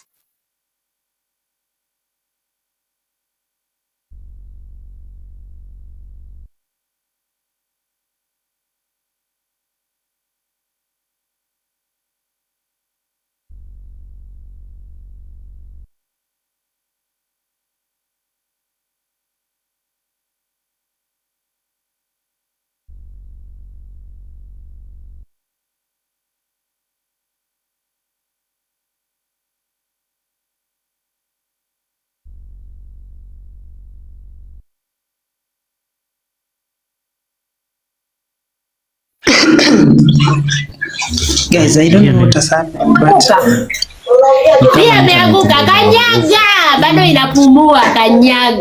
Kanyaga huyo hati kanyaga mpaka akue breathless. Mpaka basi anafaa kwa mtu mwisho hapa kuja kuambia watu integrity gani. The other day I had a saying ati where do people get audacity to talk about the dead? Alikuwa ametoa wapi audacity ya kuongelelea baba yangu when my father died? Sisi was among the people kwa hii platform alikuwa anaambia watu baba yangu sio baba yangu. Mulifikiria mtazika. Each one of you that ever told me on this platform with the death of my father, nyinyi wote lazima mtazika. If you ever trolled me with the death of my father, ujue yako inakuja na utafikiwa. Hakuna mwenye atafikiwa. If you ever trolled me na kifo ya baba yangu, chuma chako kimotoni. Na nilisema lazima mtazika. It doesn't matter whether it's tomorrow, whether it is 2 years from now, whether it is 5 years from now, mtazika. And you will bury people that will pain you, just like I was pained. Kwanza takataka zilikuwa zinasema ati baba yangu sio baba yangu. And you're the same people kwa hapo ati sahi ati mtu anauliza ati how do people get the opportunity to talk about the dead? Now what? Alifungulia watu platform the whole night kina M wani troll. Alifungulia kina M ati wani troll. Kwanza uwem, si baba yake anakuwa na kansa. Wewe kwanza nakungoja sana. I'm waiting for that your father to die, by the way. I'm really waiting for your father to die. Kina M. Kina Ednotieno. Ednotieno was another one who was busy saying my father is not my father. Nyinyi wote mwenye aliyesema baba yangu sio baba yangu. Any of you that used the opportunity that I was mourning to put me down. The universe does not miss. It doesn't. Kanyaga kabisa. Diana Rose, kanyaga bado inapumua.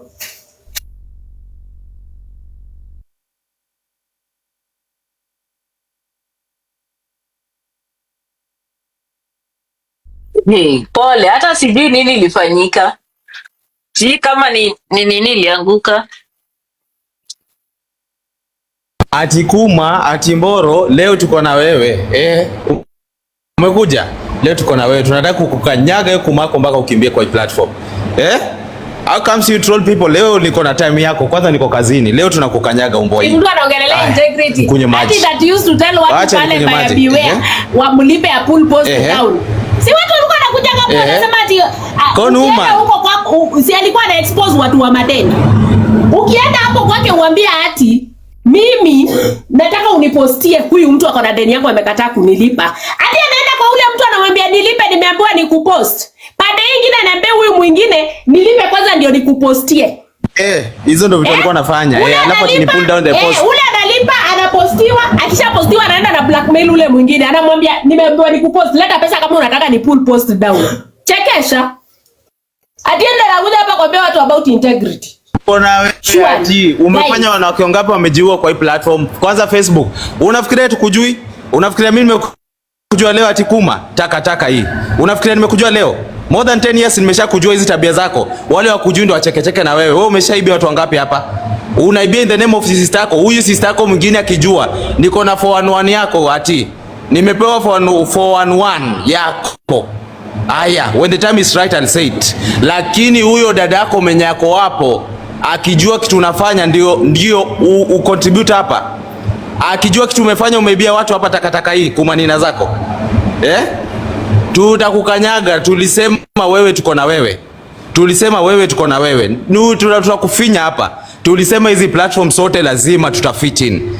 Nilisema hii platform zote tutafit in. Ati kuma Bademboro tutafit in wote hapa. Hapa tutafit in wote. Sawa sawa? Tuko na wewe. Tuko na wewe. Umeibia watu wangapi hapa? Umeibia watu wangapi? Alafu private theater. You are the last person who should talk about integrity. You are the last person who should talk about integrity, accountability. You are the last person. Si wewe unaitishanga hapo accountability. Mbona ukiitishwa accountability you are not asking for it? You are the last person to talk of integrity ati kuma. Wewe ndio wa mwisho.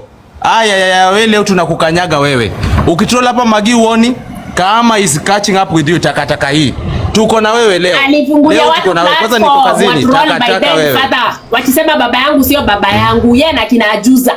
Unasikia? Akuonyeshe baba yako. Akuonyeshe baba yako. She's a victim. Akuonyeshe baba yako Magi, akuonyeshe baba yako takataka yeye. Akuonyeshe baba yako ati Bademboro takataka wewe. You are the last person to talk about integrity, accountability. What do you have in your life? Una chochote? You don't have anything. You have lived in the UK for those many years. Akiposta bwana ya DFB ati wa verify kama ukweli amekufa. Mbona pia sisi tupost huyo dada yake twende tu verify? Mbona hataki kusema mkufi alizikwa wapi? Mbona watu people had to call her out. She posted ati to verify if my husband amekufa. Ati let my sister rest in peace. Na mbona hakuwa let your husband to rest in peace? Your sister will not rest in peace until she dies for real. Ati beshieno sijui ni wacha zitukujie. Kama amekufa kweli. Alafu anaenda kutengeneza GoFundMe yenye email ni moja wenye wametuma pesa. A family of thugs, thieves, useless. Ati anajifanya yeye ni mtu wa family. Wewe ni mtu wa family na hata huyo dadako alikufa, mwenye unasema alikufa hata hakuwa na kuongelesha. Ati you want your sister to rest in peace. Have you been leaving people's families to rest in peace? Hakuna mambo ya rest in peace. They will rest in pieces. They will rest in pieces. The same pieces that you put for other people. Unasikia? Is the same pieces we are going to use for you. Umesikia? Uliweka mpaka mtu kwa platform yako, alikuwa anapanda platform yako kama amevaa picha ya bwana yangu kwa profile. Nitaweka picha ya dada yako kwa profile. Natembea nayo. Umesikia? That same knife you used, I'm going to use it on you. Na ninataka kutafuta masudo wenye wako tayari ni walipe. Wavae picha ya huyo dada yako kila mahali. Na bado sijaingia Facebook. You know what I can do on Facebook. Umesikia? You cannot disrespect other people's dead and you want yours to be respected. Umesikia? Tuende nalo. It will talking not about happen. my sister. You are not my relative. Mali ati yako tutapigana. Mali ati yako tutapigana takataka. Takataka Diana. Huyu mali ati yako tutapigana. Magi akiulizia baba ya Magi ati don't talk about my, don't ask me anything, you are not my relative. Yeye ndiye relative wa nani hapa? Akifanya hizo vitu naye alikuwa relative wa nani? Unasikia? Na nitakuwekea screenshot yenye ulikuwa unajua mimi ule skip record. Nitaweka screenshot yenye uliweka mpaka watu wakakuambia stop. People had to tell this dog to stop what she was doing to me on Facebook. She went to post ati to verify. Watu walimshame mpaka akatoa post. People had to shame her. As we want to verify aura exactly. For aura. Pia sisi tunataka kuverify. Ati, nionyeshe Kenya gani umefika Ati? Ati nionyeshe Kenya gani umefika? Kenya atafika kwa huwezi kanyaga Kenya. Kenya na mujue Ati anatumianga account. Unasikia? Anatumianga account. Yeye ndio one of the leaders wa hiyo Chot franchise. Ati na Jacqueline walishikana wakatengeneza hizo account za sudo za Maochot wanazitumia. Hao ndio wanazitumia wakilogin kutroll watu hapa. Mimi niko tayari na hiyo Chot franchise yote. Nitaweka everything.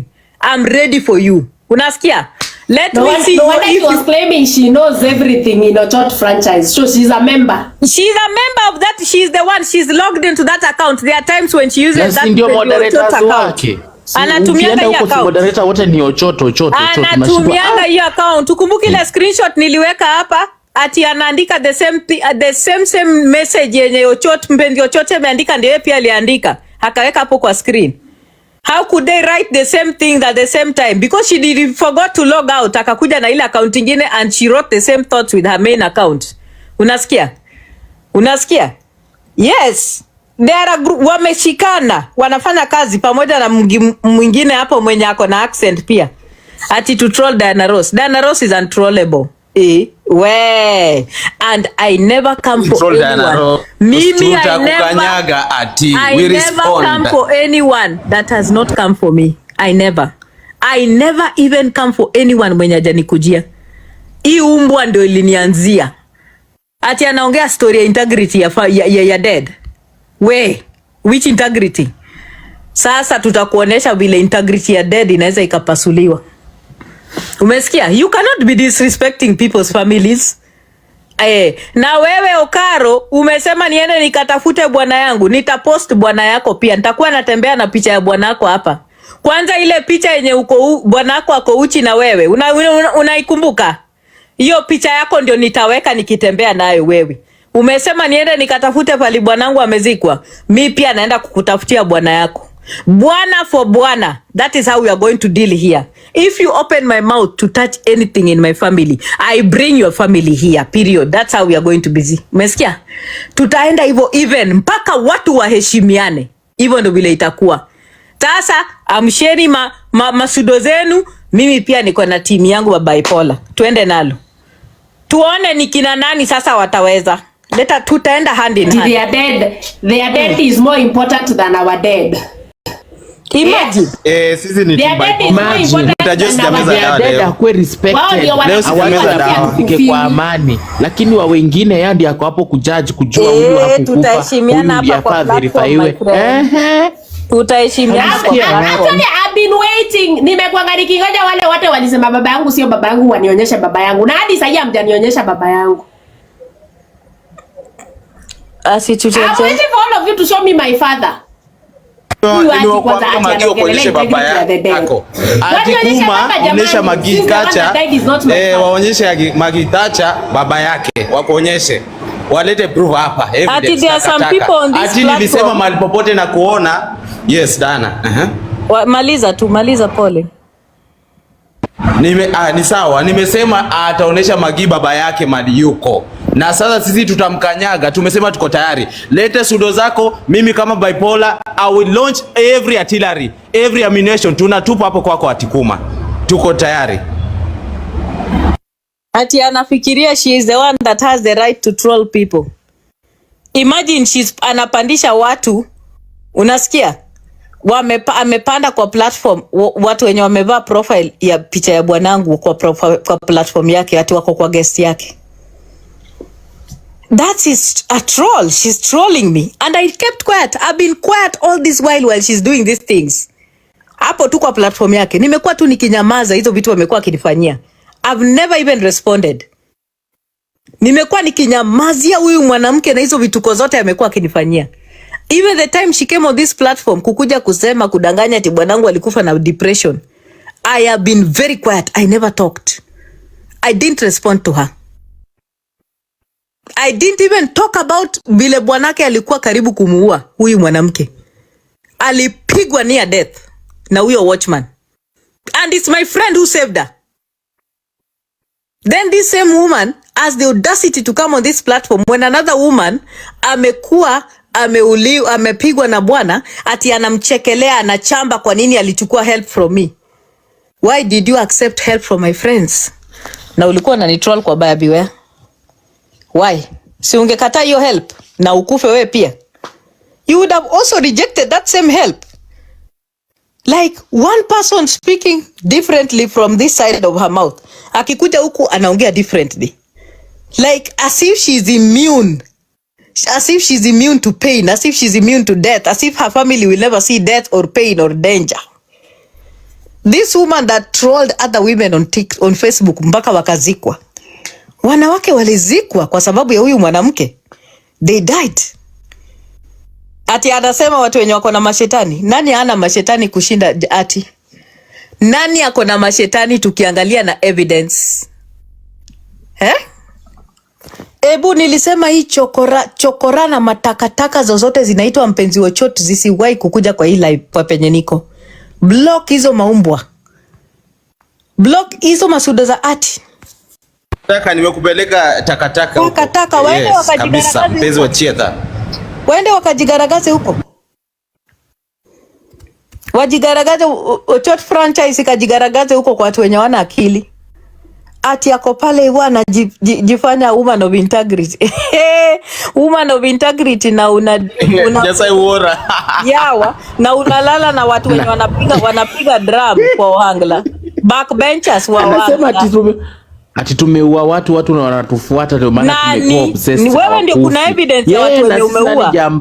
Wewe ndio kuna evidence ya watu wenye umeua. Wewe ndio kuna evidence ya watu umeua. You are the one that kuna evidence. Akina Elbo Lunga, akina Brenda Waru, akina Miriam. Those are people wenye wamekufa. Ya Taru Dofrik ni watu wamekufa kwa mkono yako. Wewe ni nini unatuambia? There is evidence ya watu wenye umeua wewe. Ati uko hapo unasema ati mashetani. Mashetani ni wewe uko nazo because evidence yako ya kukua na mashetani ni wewe. Kwanza mzazi yupi anakataliwa na watoto wake mpaka watoto wanaenda kumtoa jina kotini. Hiyo ni mashetani inakufuata. Unasikia? Namba pili, bwana uliokota kwa airport, watchman akitoka Qatar kufanya kazi ya watchman. Ukafika naye akakutwanga properly na akakula pesa zako zote. Imagine sponsor kukukula. Sponsor kupigwa na kukulwa, pesa zote zikaisha. Na baada akazidi kukupiga. Wewe ndio uko na mashetani. Bado zinakufuata. Mashetani ndio hizo huyo zikakufuata mpaka ulikuwa una blackmail watu by beware. Hii story ya Burale iko hapa sasa hauwezi ongelelea because unajua ulikuwa una feature stories za Burale akiletewa akuja kuanikwa. Rafiki yangu Caroline Favor 4.8 million from Barclays Bank Burale alimkon na wewe Ati ukachukua pesa kwa Burale 20,000 mara ya kwanza, 15,000 mara ya pili, ukakula mpaka lunch pale Lanana Road mkiwa na Jackie Polo.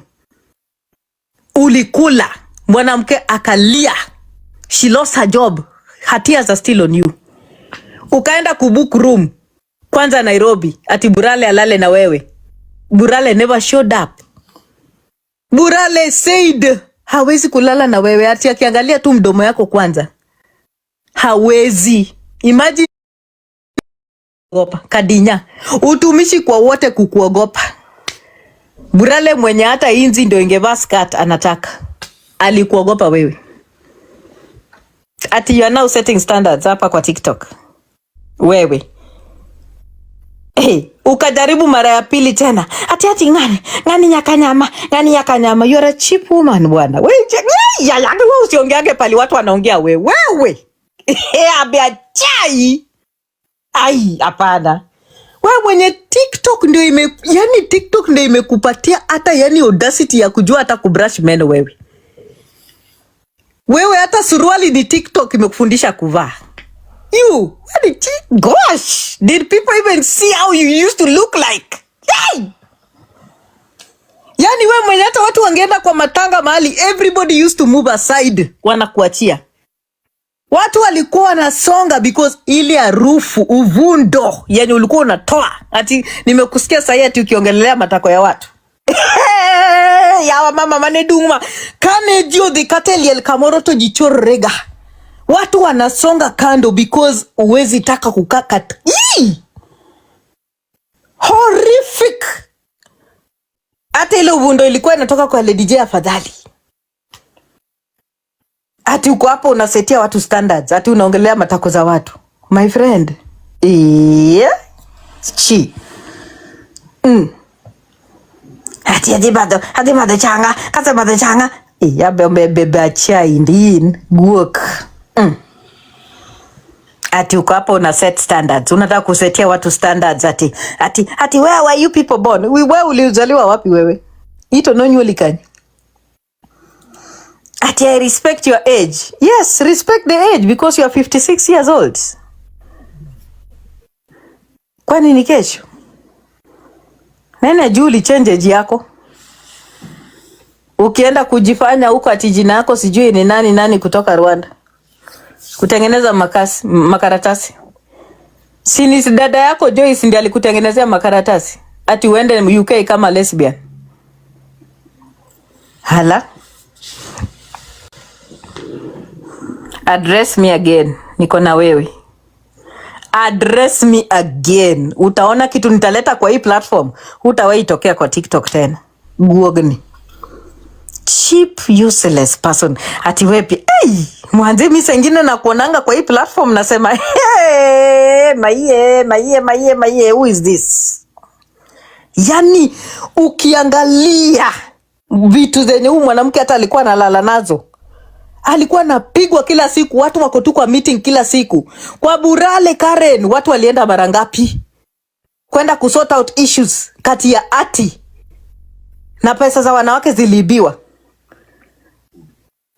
Watu wanafika Burale amekaa, Atty has not shown up, Atty anangojea Burale anakuja kwa room. Burale never showed up. You are so uko cheap kweli kweli. No wonder she was silent about Burale. Kumbe walikuwa wanaibia wanawake pamoja. Yes, she used to steal people's money. When those women went there to talk about, wanted to expose Burale, Atty would go to Burale and ask for favors for Burale. Even told Burale that atataka kulala na yeye. Alienda mpaka kubook room. Not once, but twice. She booked a room in Nairobi, waiting for Burale, alale na yeye. Burale never showed up. Akaenda mpaka Naivasha, akabook room. Ati Burale aende akalale na yeye Naivasha. Never. Unasikia?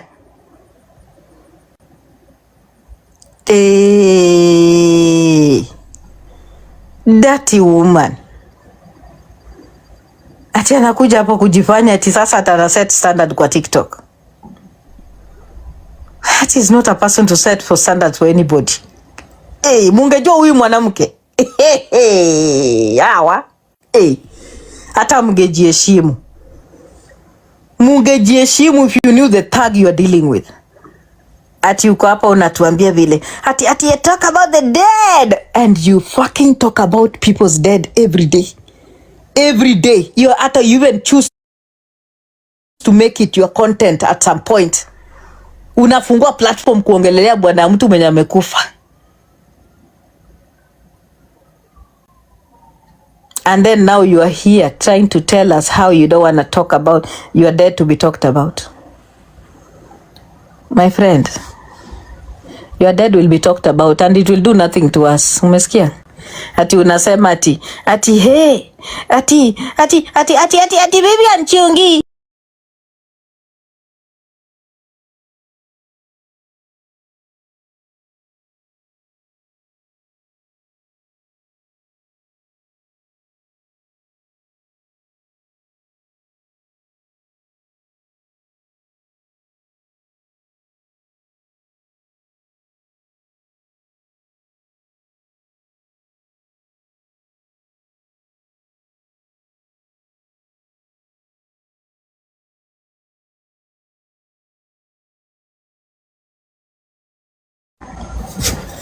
Kweli what Diana is telling you ni ukweli. Huo ndio ukweli wa mambo. I've told you. Huo ndio ukweli. Mkubali take Ati ebu oneni ati anakuja na suda ati wivu juu Burale alikukataa. Burale chokora ya mapipa, nani anaweza kumtaka? Burale ni chokora mapipa bwana. Mimi natakanga wanaume wananipatia pesa. Kwani unafikiria mimi naweza taka Burale? Burale mimi nitafute Burale anifanyie nini? Burale mwenye anaomba wanawake mpaka pesa ya kiberiti. Mimi silishangi wanaume, ati ndiye analisha wanaume, sio mimi. Wewe uone ati akiomba hapa pesa ili mwanaume atumiwe pesa. I cannot want mimi Diana Rose ati nianze kulishalisha hiyo picha ya huyo dada yake tutaimbeze hii TikTok mzima venye alitembeza ya your late husband. Yes. Mpaka amtoe kwenye alizikwa, kwani ni kesho. Hata sasa hivi bado alikuwa anaongea ati yake atakuja kugundua. Yeah.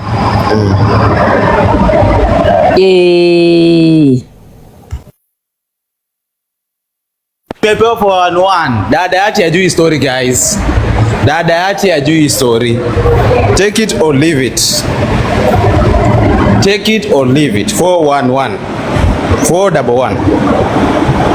Hiyo ni 411. Wembe ni ule ule. Alisambaza mapicha za watu wakiwaongelea vibaya, akaweka everywhere. Now it is her turn. Wacha asikie utamu. Ngoma iendelee kuchezwa.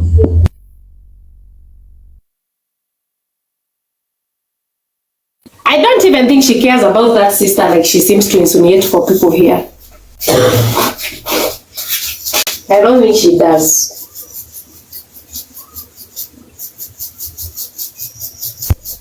Mkuku kwa nguruwe mtamu, kwa binadamu mchungu. Mbona sasa anasikia uchungu venye watu wanaulizia about dadake?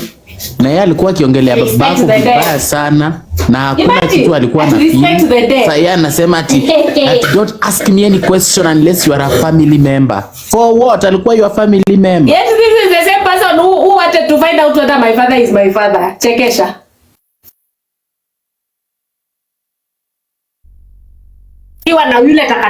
Wakiwa na yule mama takataka wa UK anaitwa Juza. Yule takataka wa kubleach.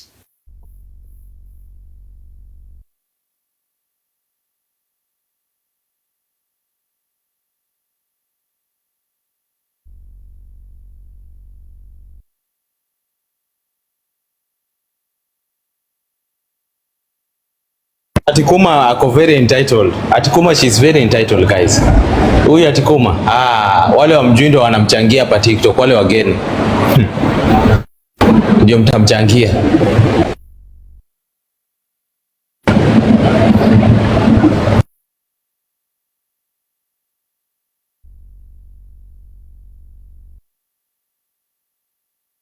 Sasa mimi watu wakikufiwa hapa wenye walini troll na baba yangu. Imagine mimi na wachekeleanga.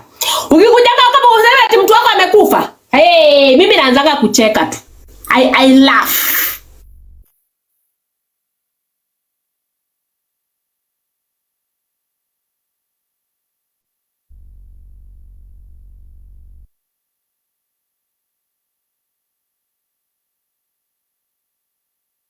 Kuna wengine wenu hapa natamani mzike baka kukuza boma. I swear. Natamani mzike baka kukuziko kwa boma.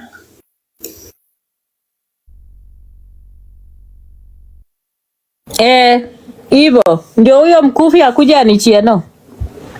Nimekuwekea. Vile uliweka yangu. Baza au mkufi mpaka ajitoe huko kwenye yako. Vile uliweka yangu, ndio hii yako. Akuja basi sasa anifanyie Kenya nataka kufanya. Leta come. Sulieka ya bwanangu kwa platform yako. Ukatengeneza profile za sudo ukapandisha kwa platform yako kama zimekaa chini. Suliweka. Ati you're talking to us about the integrity for the dead. Nimekupea ruhusa, leta za bwanangu. Tuko hapa. Ukiweka ninaweka. Vile uliweka sikukuwa nimeweka. Sasa nimekulipisha na hii. Tunaendelea. Sawa? Ati unasema ati ati ni Ochienonga. Sasa you need to now talk about me with the real thing. Ndio hii. Sawa? Mkuvi wa Temu.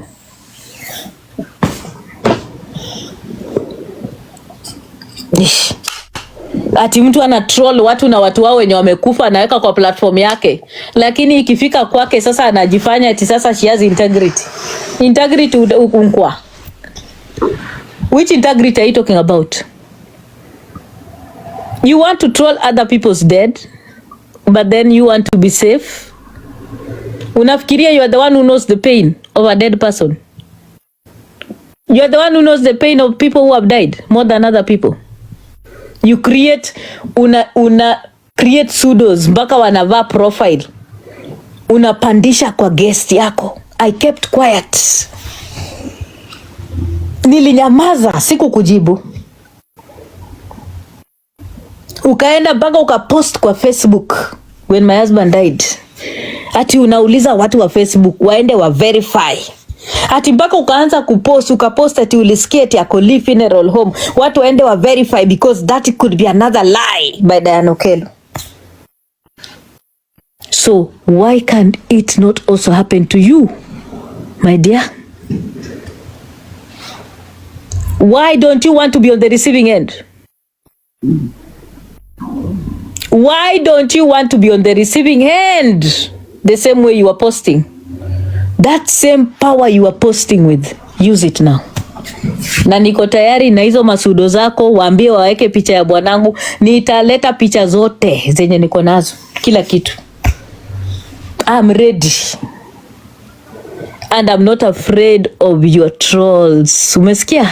I'm not. You put up pictures of my husband on your platform. On TikTok. Unatengeneza profile, unapandisha watu, wanajiita majina za pseudo, unawaweka kwa platform wakivaa picha ya bwanangu. Ati umeweka kwa guest yako. You even had the audacity to come and tell people on TikTok ati bwanangu alikufa na depression. Niliua bwanangu na depression ati because I was cheating on my husband. Wewe vile ulikuwa una cheat na bwana yako mpaka bwanako akakupiga near death, marafiki zangu ndio wakakusaidia. I never talked about it. I never talked about it. When bwanako alikupata na Fred Odawa kwa lodging, I never talked about it. Mpaka Florence Okowa, rafiki yako, your best friend pia, mukalala na yeye na mwanaume mmoja. I never talked about it. But you are very good at talking about integrity. Ati umesema akuja afanye nini? Anifanyie nini? Ati anichie no? Mimi mbona bwanangu hajakuchie no? Na ulimpost kwa Facebook. Ukiuliza kama ako Lee Funeral Home, umesahau? Vile watu walikuwa wananichangia, ulienda ukapost kwa Buyer Beware ukisema vile people should investigate, and women had to call you out. Women had to tell you to stop. Ndio ukatoa posts.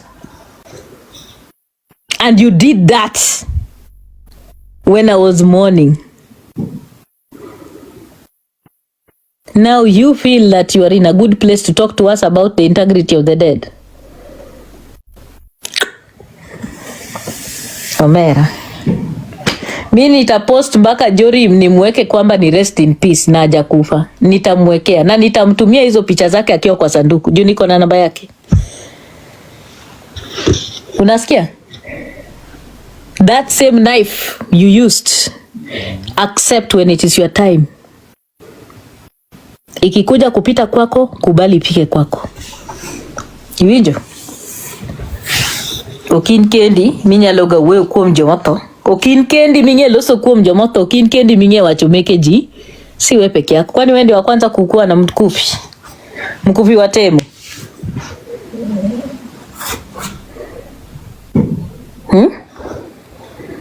And you know Sheba Okowa? Hey, Honorable Florence Okowa, let me tell you, Didi, what happened. Atty was having a relationship with that man called Frederick Odao. She went and booked a room to go and sleep with that man. When she went to that room, hey, guess who came out of the room? It is Honorable Florence Okowa. They were sharing a man and it was okay. She was okay with it. Nasikia? Huyo pia ni fietu mwingine mwenye wako naye hapa nini? Wako naye hapa UK. Kazi yake ni bangi tu. Yeah. Kwani ni kesho? See, that's what happened. Yes. Akamwambia hakuna shida, mimi sijali hata kama umelala naye. Unasikia? Na hiyo kulala na wanaume huko ndio ilikuwa inafanya bwana yake alikuwa anampiga juu hiyo. Bwana Atty alikuwa anampiga juu kulala na watu wa Wangla au watu wenye walikuwa wamewekwa kulinda maboma za watu. Those are the men she used to sleep with. There was no normal man mwenye angelala na Atty. In those years, none whatsoever. None. Hata moja. Hata akajaribu kulala na nani? Returning officer watamu nini? Tamu ward huko Chemelil. Returning officer alikimbia mpaka akawacha pikipiki yake. Returning officer aliwacha pikipiki Tamu ward. Aliwacha pikipiki returning officer because he could not. Na imagine mungeona sura huyo returning officer, ngoje nitawatafutia niwaletee sura yake vile alikuwa anakaa. He could not. Aliwacha pikipiki yake chichichi akaenda mbio. He could not.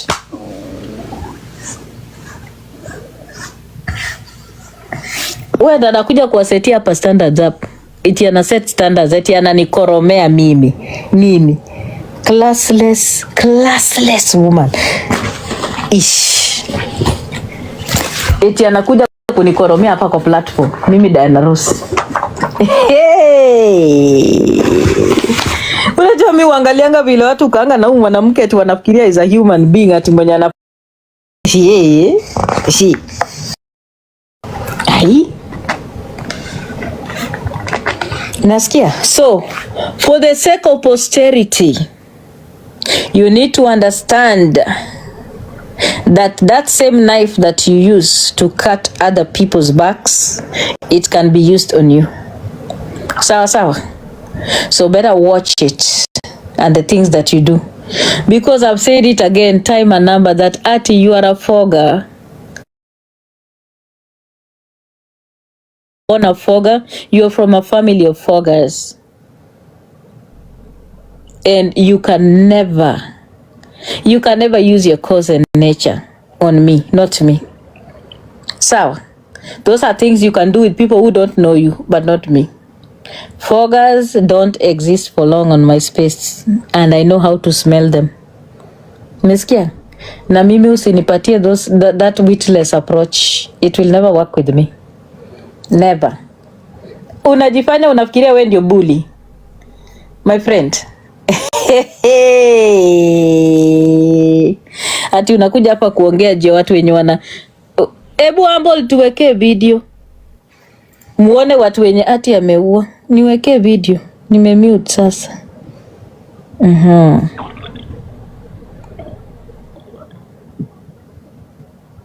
Nikunywe maji kidogo.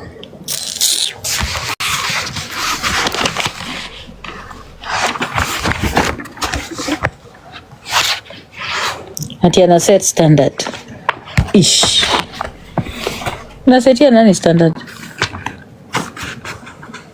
Who are you to set standards for anybody on this platform?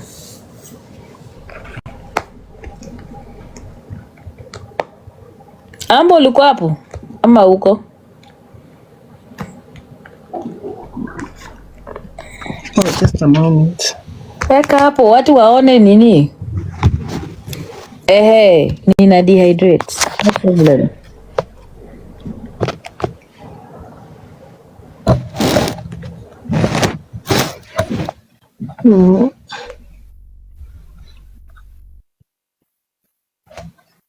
Bushwe, we will remind you of your history every day. Unajifanya hapa ati wewe ndio unajua kuongea juu ya watu wenye wanapanga vifo za watu.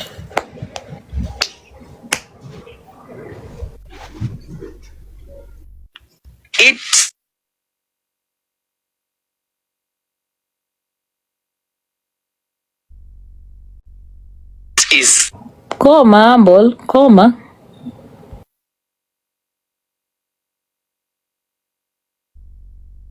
We Humble.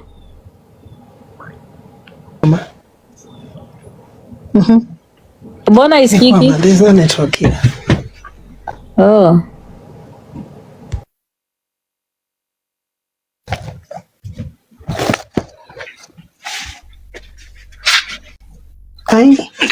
the intention was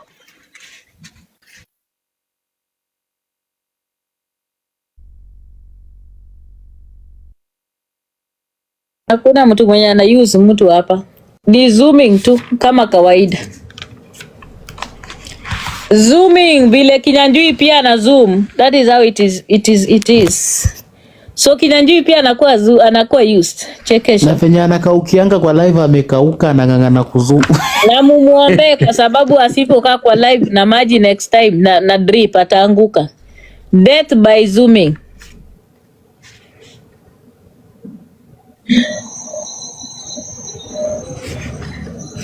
is about their rights and warn them about anything and anyone who may want to take advantage of consumers.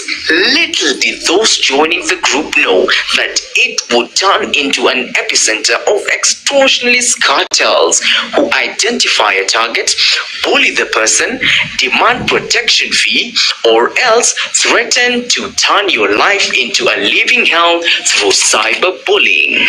Through bad work, about 5 women have committed suicide or died, through depression due to bullying,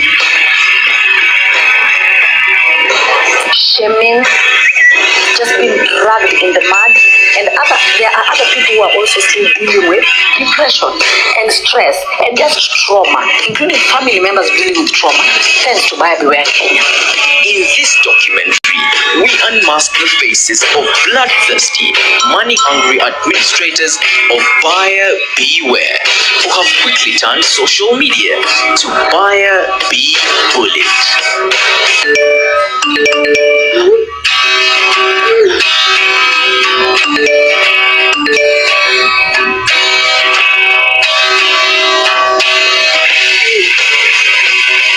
We will bring you tales of people who have fallen victim to the evil administrators. We paint pictures of distraught family members who have lost loved ones who could not take family. On that particular date, Millicent Wambui left to be with the Lord. She had been under too much pressure from social media, what they call cyberbullying, on personal issues with fellow friends, fellow suppliers, and probably people they were working with. When she found herself in a position that she's indebted to people, she was not treated fairly. That same page that she was one of the moderators, some of the people there took it to a different page, and they came to learn later that the page was Buyer Beware, where she was shamed and bashed. And with time, with subsequent shaming, Wambui underwent some depression stage. She got into a point that she had to visit the doctor time and again. And later she couldn't hold it anymore. She had to hide from people.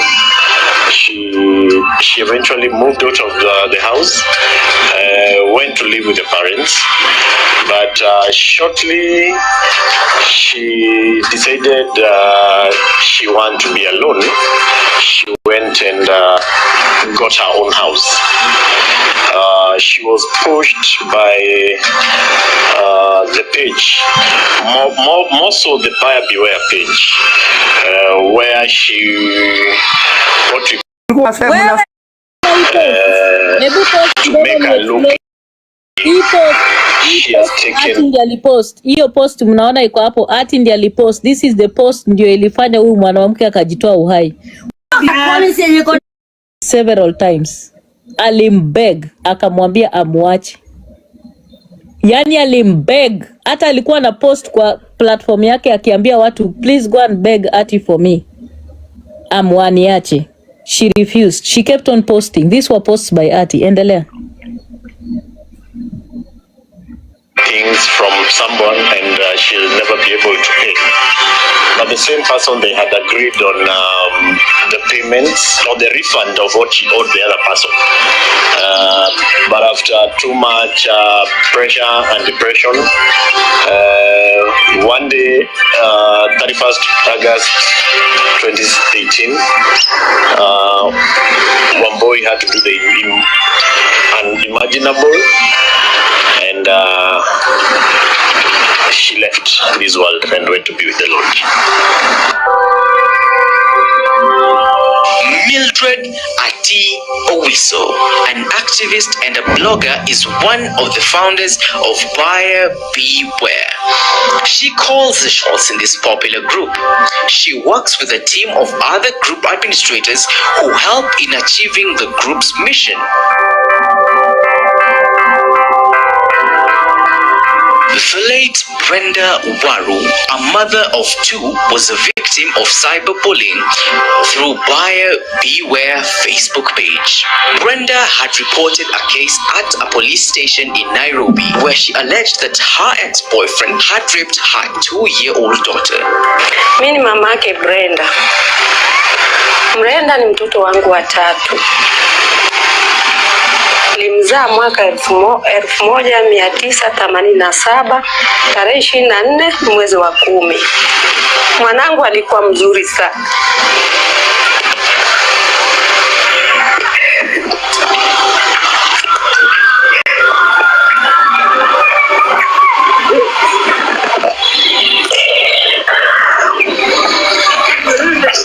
Niliambiwa ya kwamba alikuwa ameingia sijui kwenye Facebook. Mtoto wake huyu mdogo alirepiwa na rafiki yake.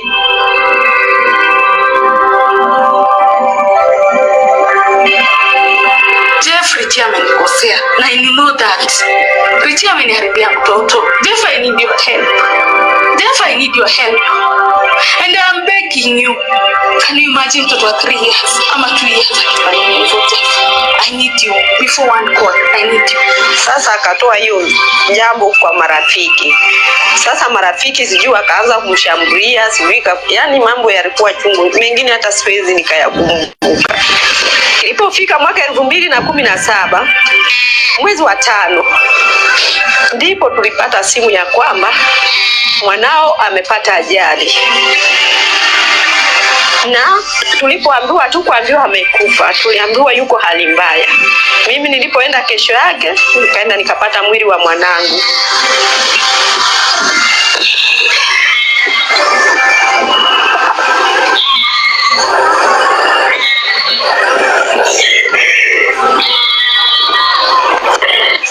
Nikaenda baadaye nyumbani mahali alipokuwa anaishi, nikapata mjukuu wangu na mfanyikazi wake. Wakaanza kunielezea kilichotokea. Kaniambia ya kwamba alikuwa na mawazo sana, mpaka alikuwa anamwambia mfanyikazi wake wa ndani, mimi nina mawazo na nikifa unichukulie mwanangu, sababu wazazi wangu muda mrefu sijaongea nao, hawajui nipo wapi, lakini naona kama maisha yangu sitaishi kwa hii dunia. Hiyo ndio jambo mfanyikazi aliponiambia. Waliokuwa wanakuja marafiki zake walikuwa wananiambia kwamba alikuwa na mawazo tele, mpaka alikuwa anaongea nao kwenye message, kwenye WhatsApp, akiwaambia tatizo lake. Nikamwambia jamani, si mngempa advice, mwambie tafuta wazazi, hata kama ni shida ina gani, rudi kwa wazazi wako, usichukue maisha yako. Lakini marafiki wake waliniambia kwamba Alikuwa tu anawaambia na mawazo, lakini hawakujua ya kwamba atatoa maisha yake duniani. She came out of the boda, according to the house girl and according to the statement of the people who saw the accident, and she grabbed the baby. But because the house girl had a tie of this, her getting annoyed at times in the house and complaining that somebody defiled my baby and nobody, so she knew that something is wrong. She grabbed the baby back. So what this girl did, she stripped the kid and jumped to the road. And of course, this is highway, Wayaki Way. You can imagine how many cars are passing at night. And she jumped into an oncoming car. And that's how she was hit. Sister alikuja hapa akaniambia bibi eti Brenda amekufa. Nikamwambia, nikashtuka, nikasema hey sister, kitu gani kinachomuua? Eti amekanyagwa na gari. Alafu nikaingia ndani, mwanangu na akaniambia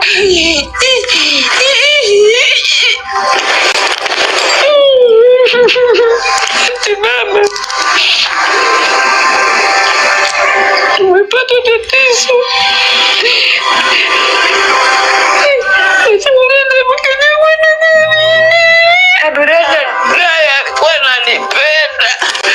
Ninunulia simu kabla hata wakwetu hapa wengine walikuwa hawajaja, na bado mwanafunzi yawa kama ni mtu ndiye amefanya hivyo, je, yeye hatakufa? Siku na kesa na mngoja wapi? Mbinguni. Nimemweka kwenye mkono ya nani?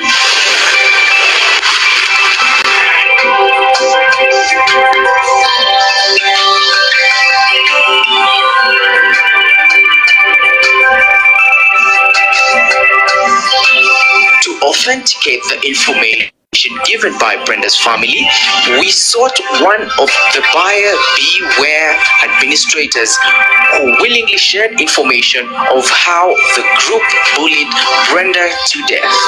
My name is Jackie Polo. I was an admin in a group called Buyer Beware Kenya on Facebook.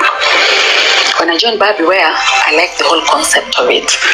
Buyer Beware shone spotlight on cons. It attempted to solve societal injustices. Buyer Beware was there for a lot of people, including myself. When Brenda Waru came on Buyer Beware, she was using a pseudonym. Her pseudo account was called Dani Maone. And the reason why this girl came as Dani Maone was because she had alleged that her daughter was molested by an ex-boyfriend. So because of the issues of molestation, Brenda did not want to expose her daughter as well as expose herself. So she came with a pseudo account hoping that somebody would believe her and want to give her help. She did not she was not hiding, so to speak. So Mildred Atieno Owiso is one such person that claims that she's a criminologist, right? And because a lot of people believe in her on Buyer Beware, her word is law. So Mildred said that because of her knowledge of criminology, she can actually tell that Dani Maone was a liar. That is where the bullying began. And the bullying was horrendous on Brenda Waru. At some point, Dani Maone, the pseudo account, inboxed Mildred and told Mildred that my actual name is Dani Waru, is Brenda Waru. You can confirm this. My daughter's name is so and so. My daughter was molested by an ex-boyfriend, somebody named so and so. She named names. It was very simple and very easy to verify the claims of this girl. But what happened? This girl was bullied. Mildred claimed she was a liar and that she did not believe her. And because Mildred is powerful in the group, when she says something, everybody else just follows suit.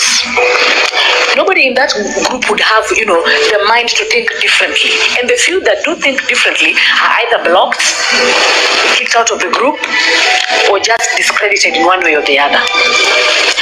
So Brenda was bullied up to a point where this girl took her life. And those are the dangers of social media. In as much as someone like me, if you would say certain things about me, I wouldn't take them to heart.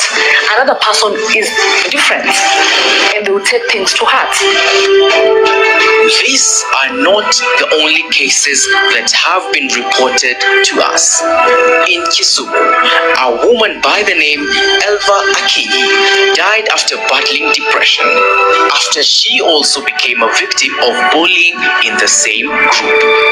According to her mother, Elva was a treasurer in a woman's chama where she was accused of embezzling some money, and one of the members in that chama posted her photo, which ended up in the Buyers Beware group. She became their target. My name's Eunice Sadiambo Olunga. I'm the mother to Elva Akini Olunga. And Elva is my third born. Elva was a very social lady. And she had many friends. But what shocked me, I was found by some ladies that Elva akona pesa zao. One day they went and arrested Elva because they wanted some amount of money. After Elva came from the sun, the torturing started. Because me, I don't go to the Facebook. So I was hearing people were telling me, what is wrong with Elva? Huh? There are very many funny messages in the Facebook. So I was wondering what was happening. Then when it came January, my last born was going to Form 1, the Warri Boys. Then Elva told me she's the one who's going to come and take that child to school. I gave Elva the school fees of my son. Then everything, I'd done everything, shopping. Then they took that boy to school. That one was on 9th.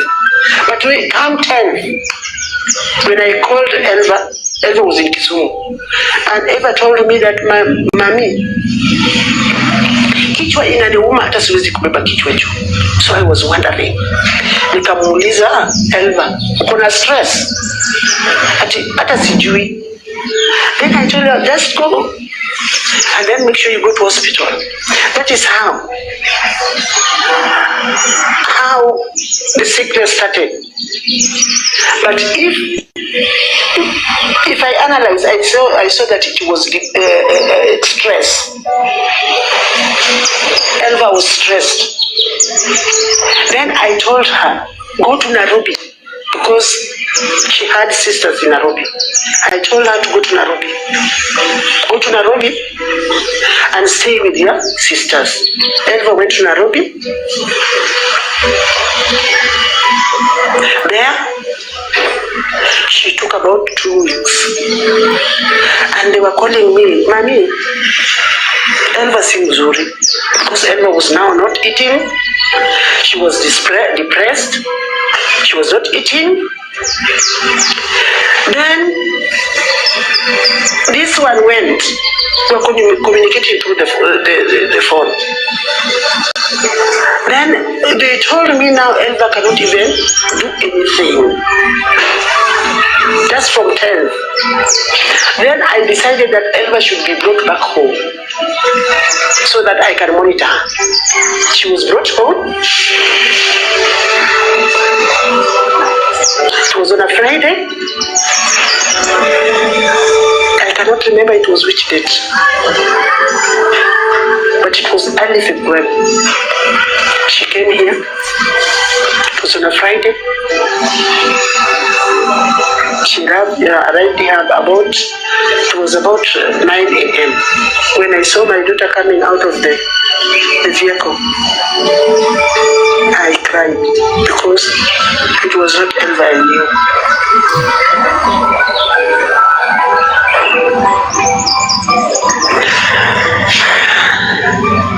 she entered the house. You know, everyone was just now talking as if kichwa inaruka. Then, come Sunday night,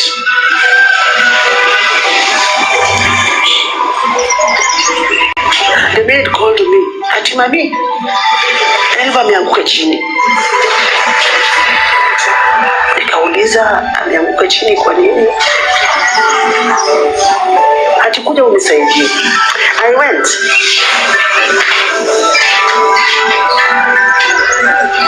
went.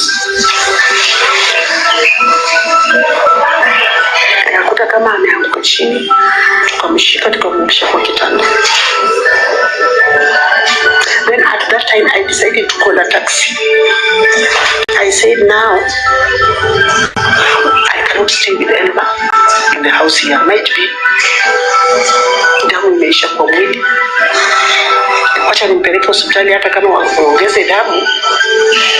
Then we went to see her mama hospital. Elva was admitted there. Then come on Thursday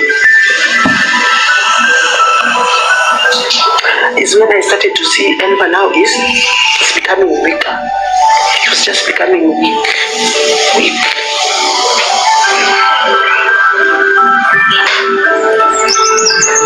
When it reached morning, Elva couldn't wake up.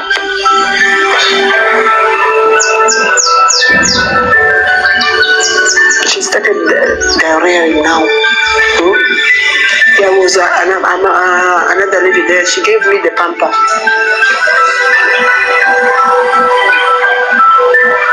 But before I used the pamper, Elva was gone. And I was seeing like this.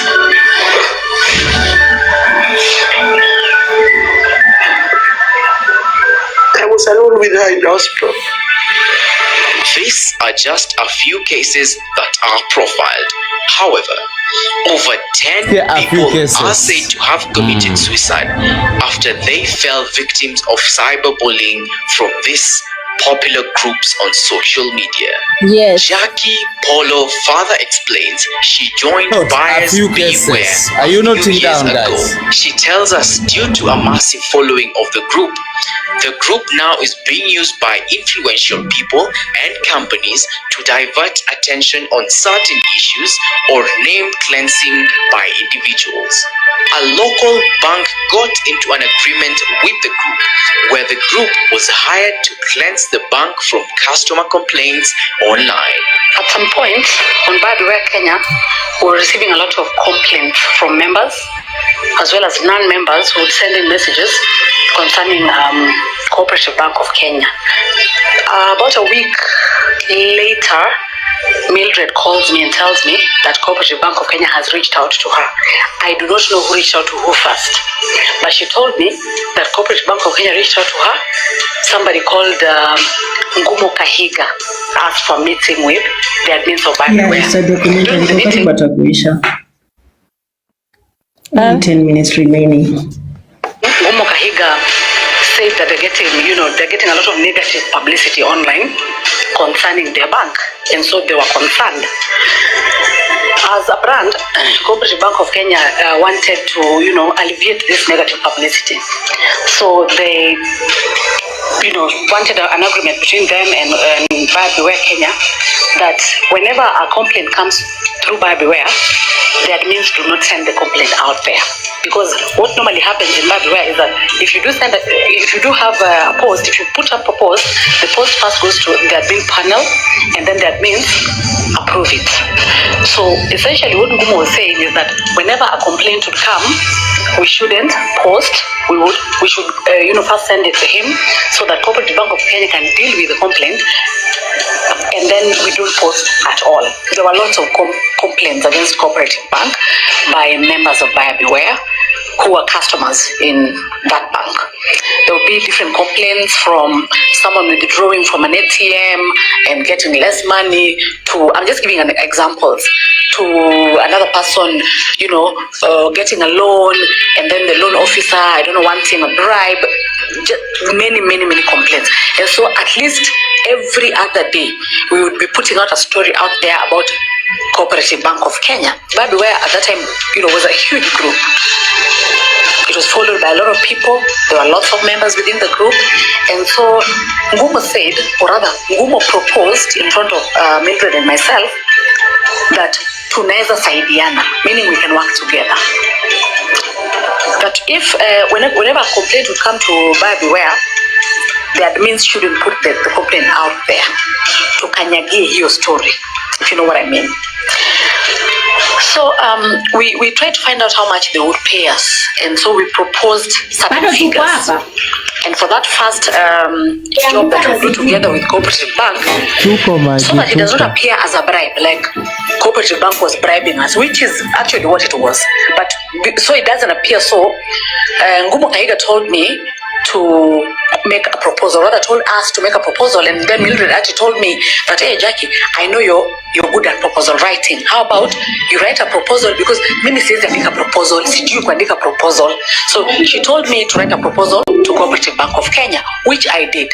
I went back home, I did not sleep, and the whole night I did research and I wrote a proposal, a befitting proposal for Cooperative Bank of Kenya. And the following day in the morning, I sent it to Ngumo Kahiga. I have a copy of that proposal here with me. Ngumo Kahiga responded by telling me he has received, he confirmed receipt of this proposal. A very good proposal. So based on that, he sent me an email and told me that it says, I will read. It says, hi Jackie, please find attached our LPO. The next thing they sent us was an LPO. And so in the LPO, if I could just read, that is the first one. If I could just read, it has different details, but it arrives at a figure of 900,000, nearly $1 million. So that is what we had agreed on. And so this money, Mildred and I was supposed to split. The amount was actually sent to Buyer Beware's account, but because when we were going to do a search of Buyer Beware, we found that the name Buyer Beware Kenya was already taken by somebody else. It was not available. So even as the group remains on Facebook as Buyer Beware Kenya, that is somebody else's group. It does not belong to where this money went to. This money went to Buyer Awareness Kenya, because that is now like the closest name we would find to Buyer Beware Kenya. Right, so Mildred actually also registered I helped her register it, and after the registration, I was supposed to be a signatory to the account, but on that very day that we were going to open an account, I did not have an ID. My ID was lost. I went to Huduma Center to get a copy of, to get another ID, and it would take some time before an ID comes out. I think a couple of days, we were told. So then I told Mildred, how about you just open an account, because at that time I trusted her completely. She was my friend. So I told her, open an account with your ID, and then when money is deposited, you will just give me my share. We had a ladies agreement. We did not write anything down. I didn't see the purpose of that. So she opened an account, and within days, money was deposited into that account. Ngumo called me, because remember, I was liaising with Ngumo. I'm the one who sent him the proposal. He was liaising more with me after we had met, Atty himself and myself. After we had met, he was liaising more with me than with her. Then the second amount that was paid was 1,551,000. So as far as I know, as far as I'm aware, Cooperative Bank of Kenya has sent money twice to Buyer Beware Kenya or Buyer Awareness Kenya, the group, so that the group admins do not put stories out there, negative stories out there about Cooperative Bank of Kenya. At some point, I noticed that within Buyer Beware, the complaints against Cooperative Bank would be preposterous, sometimes too many, ridiculous. And then I noticed that I asked Mildred one day that, these complaints are, Cooperative Bank is getting a lot of complaints, and she told me, you have to make up some of these stories in order to have a job. Meaning, Mildred was making up fake stories in order to get paid by Cooperative Bank of Kenya. This is something she did by herself. The money went to her. She was the one who benefited from that amount of money. So this goes against what Buyer Beware was actually meant for. It is an intricate group which is running the lives of many through propaganda. The group has also perfected their game to an extent of bullying the newsmakers, leading to President Uhuru Kenyatta's Facebook account deleted. Because of bullying, Buyer Beware Kenya at some point became a political group where Mildred Atty would put something, for example, about our own president, Uhuru Kenyatta, and then members of Buyer Beware Kenya would run to Uhuru Kenyatta's page, and then they would troll the president. They managed to troll the president out of Facebook.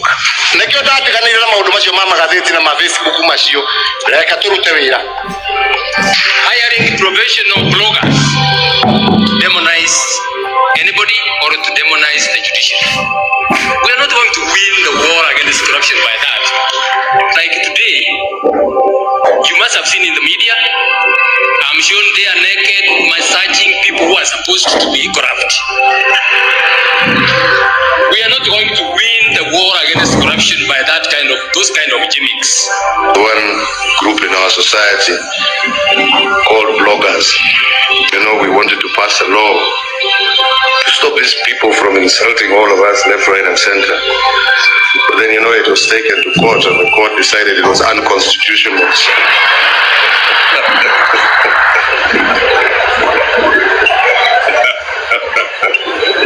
I don't know why people would end up thinking it's just okay. It's okay to make people cry. But honestly speaking, I pray that this will be the last time we will hear of Buyer Beware. We are not seeing, and the worst bit is even when you report to Facebook, when you report to, and that's why this pseudo thing comes, is nothing is done. So for how many deaths will happen so that we put it to a stop? How many people will we bury? How many deaths will we get so that at the end of the day, this page can be closed? I put it out to you. These are just but a few of the cases of cyberbullying in the country. The question is, who will step up and stop this vice in the country? A vice that has left families in shambles.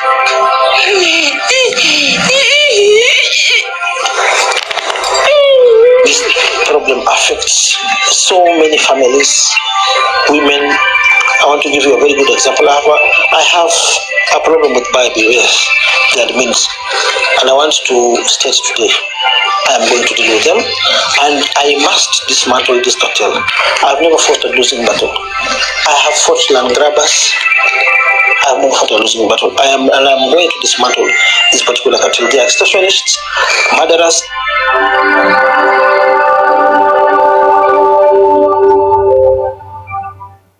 Okay. Also, let me remind you that the total number of people that Atty bullied to death are 16 documented. 16. So akikuja hapa kwa TikTok kuja kuambia vile ati spirits za watu zinakuwa. Yes, that is how Sonko got involved, because she tried to extort Sonko.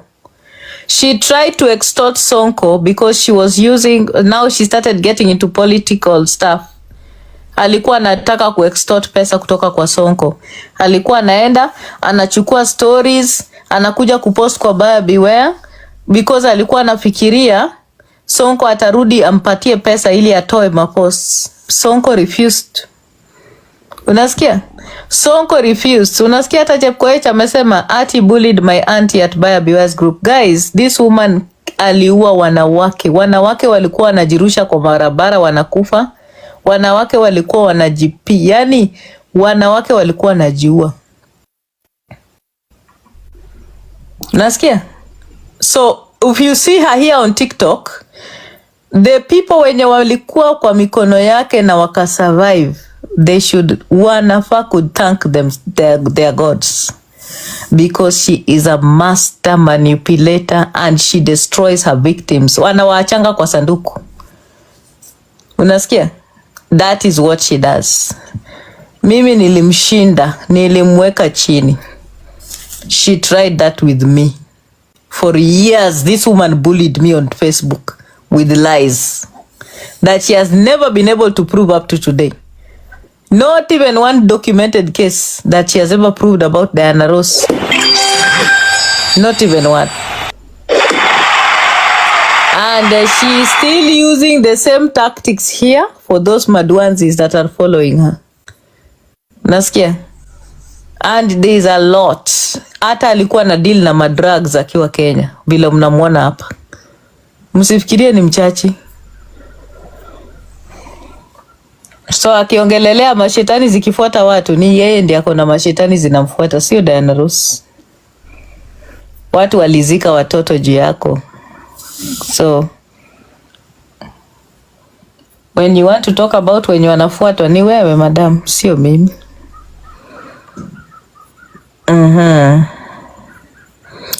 Ndio maana she can't be sober. She has to nini kila saa kwa hiyo bangi. Haezi kaa sober.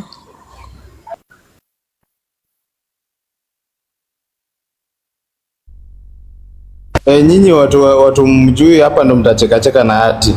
Mimi I'll never show mercy on her.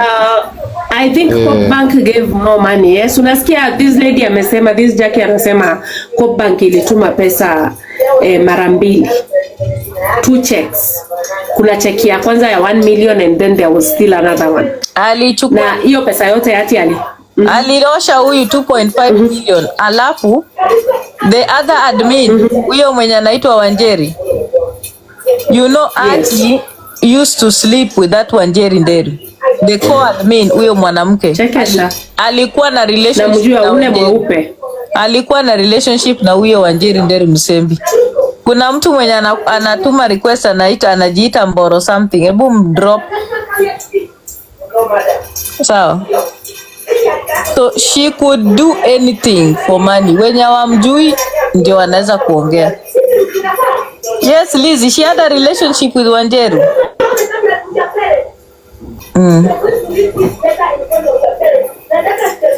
Magita chako. Kati umemwelewa. Sasa umemwelewa. That is Atty for you. So ni hivyo.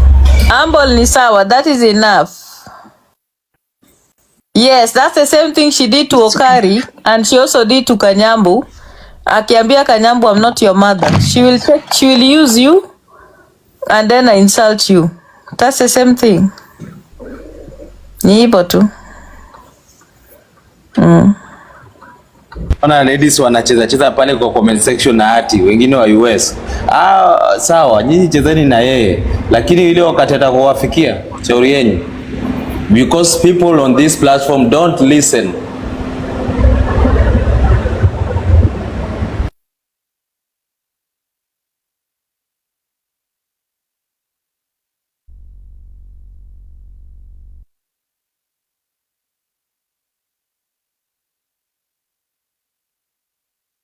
Acha wenye wanamfuata wamfuate tu.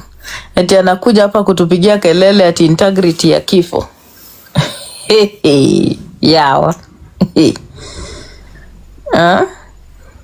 the last person who should talk anything integrity kwa hii platform. Rotten person. Rotten.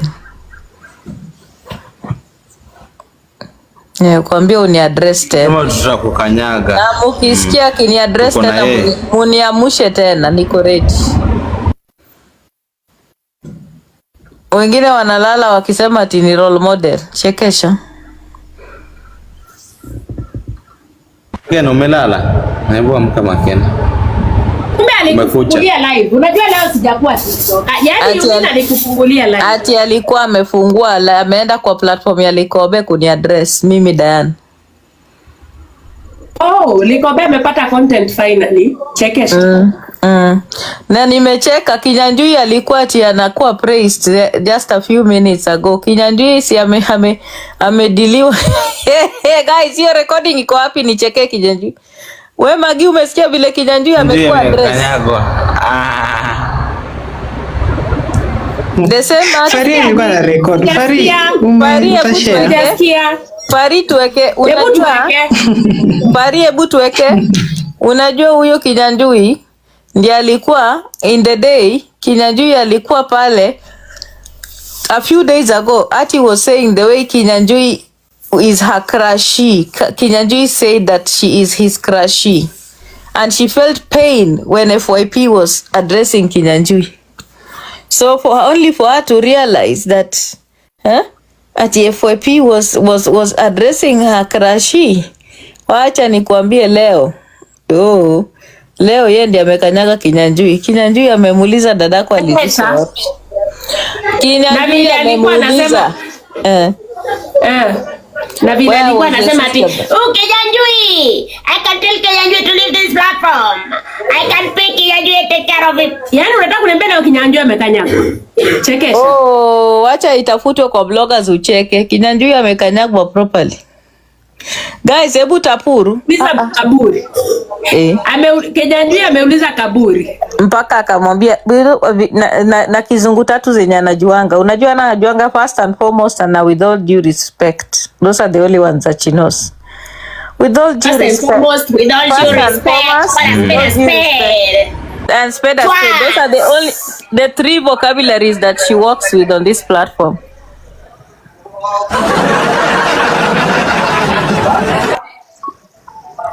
Akaambiwa afanye, Kinyanjui aliambiwa afanye accountability ya meno. Umejua Kinyanjui ameulizwa accountability ya meno Magi? Kinyanjui mpaka ameambiwa ati alienda kuomba DJ. Alienda kuomba DJ kwa inbox kwa birthday yake. Na akaambiwa alitumiwa pesa kwa birthday afanye accountability. Nani ameshamuomba accountability ya hiyo birthday? Chekesha. Na miwani pia. Oi Kinyanjui. Kinyanjui, next time you will learn to stick to your lane. Sasa unataka kuniambia hivyo ndio Kinyanjui amepoteza mazingira lao. Unajua Kinyanjui alikuwa It is very sad because Kinyanjui alikuwa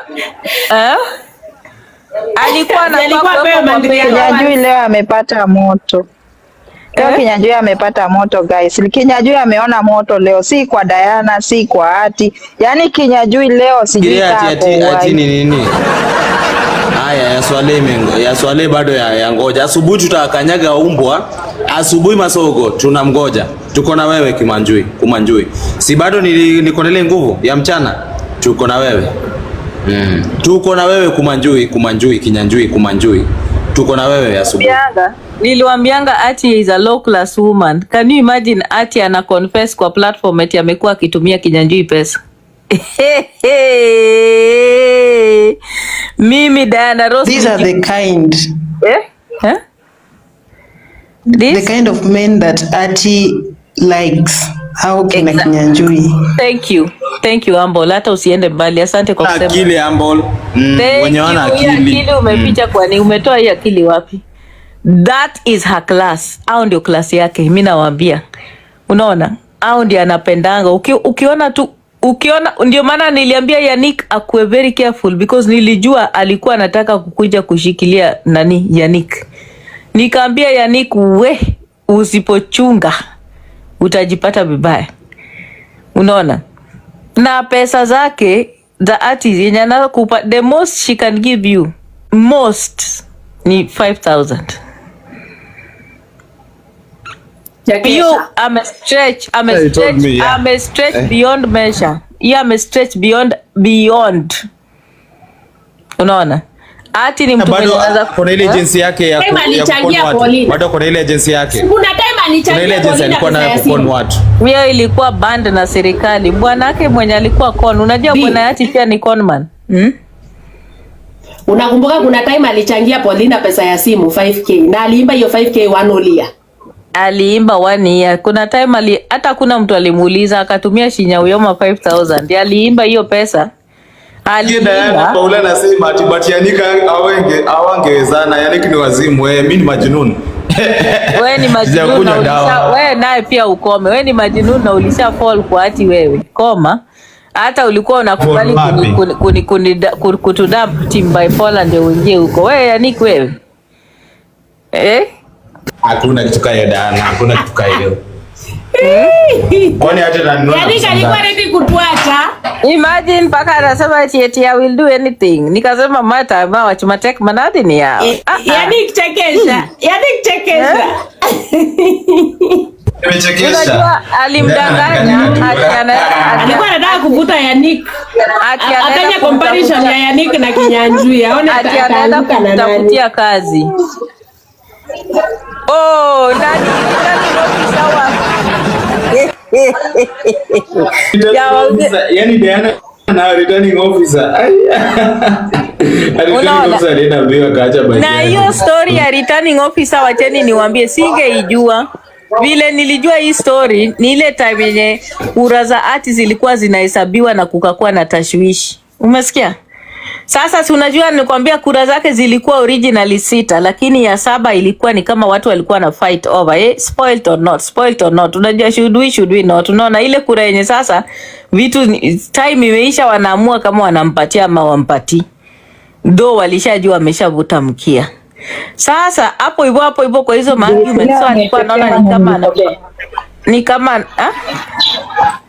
leo si niko bana mtetea next patient nilikobe.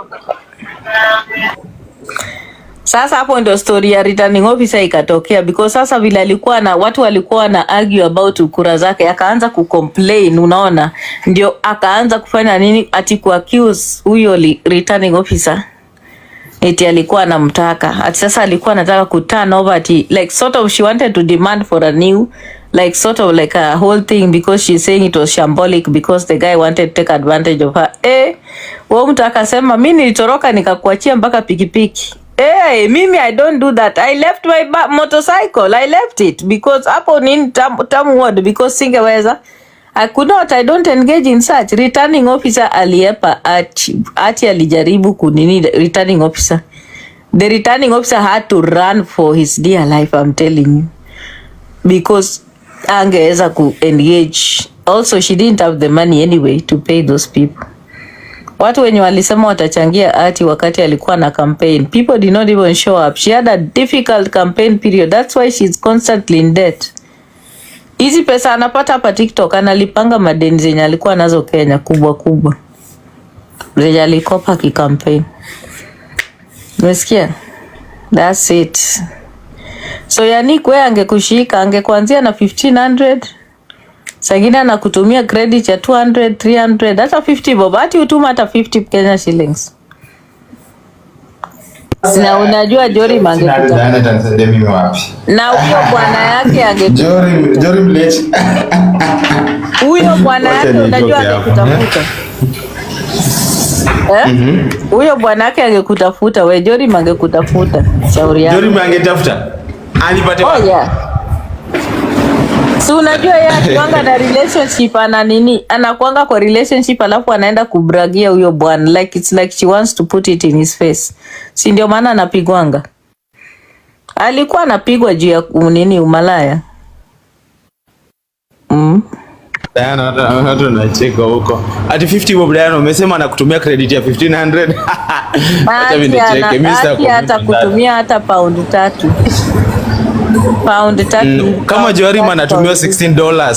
This is less than 2000. Mimi 2000 ndafanyia nini? 2000 mimi ndafanyia nini hapa Kuwait? Hiyo hata nini yangu ya Kuwait ni 10 dinars which is 4000. Nikioda sahi KFC 10 dinars, that's 4000 shillings. Sasa she does not see things that way. So unaona vile alikuwa na kuconvince, anakuambia ati usiongee na sisi. That is her tactic. Yani Atty ni mshamba, anakujanga kutongoza wanaume na ajui hata kuongea na wanaume. So sahi bwana anajua amekuwa wa mamlambezi. Of course bwana yake alikuwa amejua. When she was having a relationship with Wanjeri Nderu Musembi, it was known. It was known. Kura ya 7 ilikuwa ya Arwa. Hey, comment.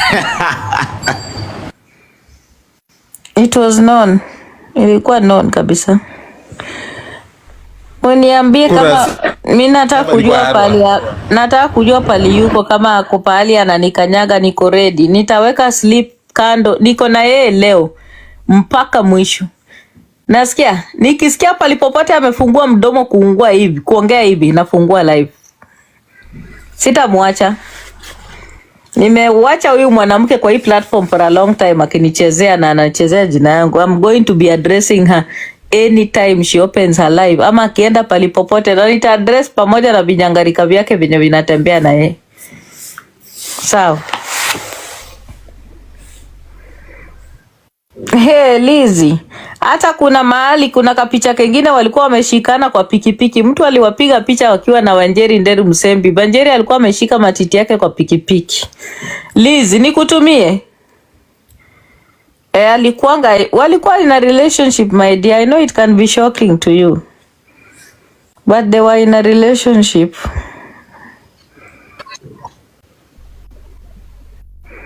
That's life.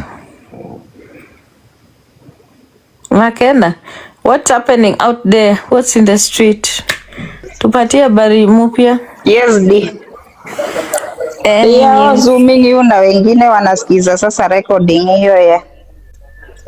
Wanasikiza recording. Recording gani? Alafu hiyo ya Atty. Alafu Pau wako kwa baa guys anakunywa. Pau wako kwa baa anakunywa. Okay, sasa nataka tuone polisi.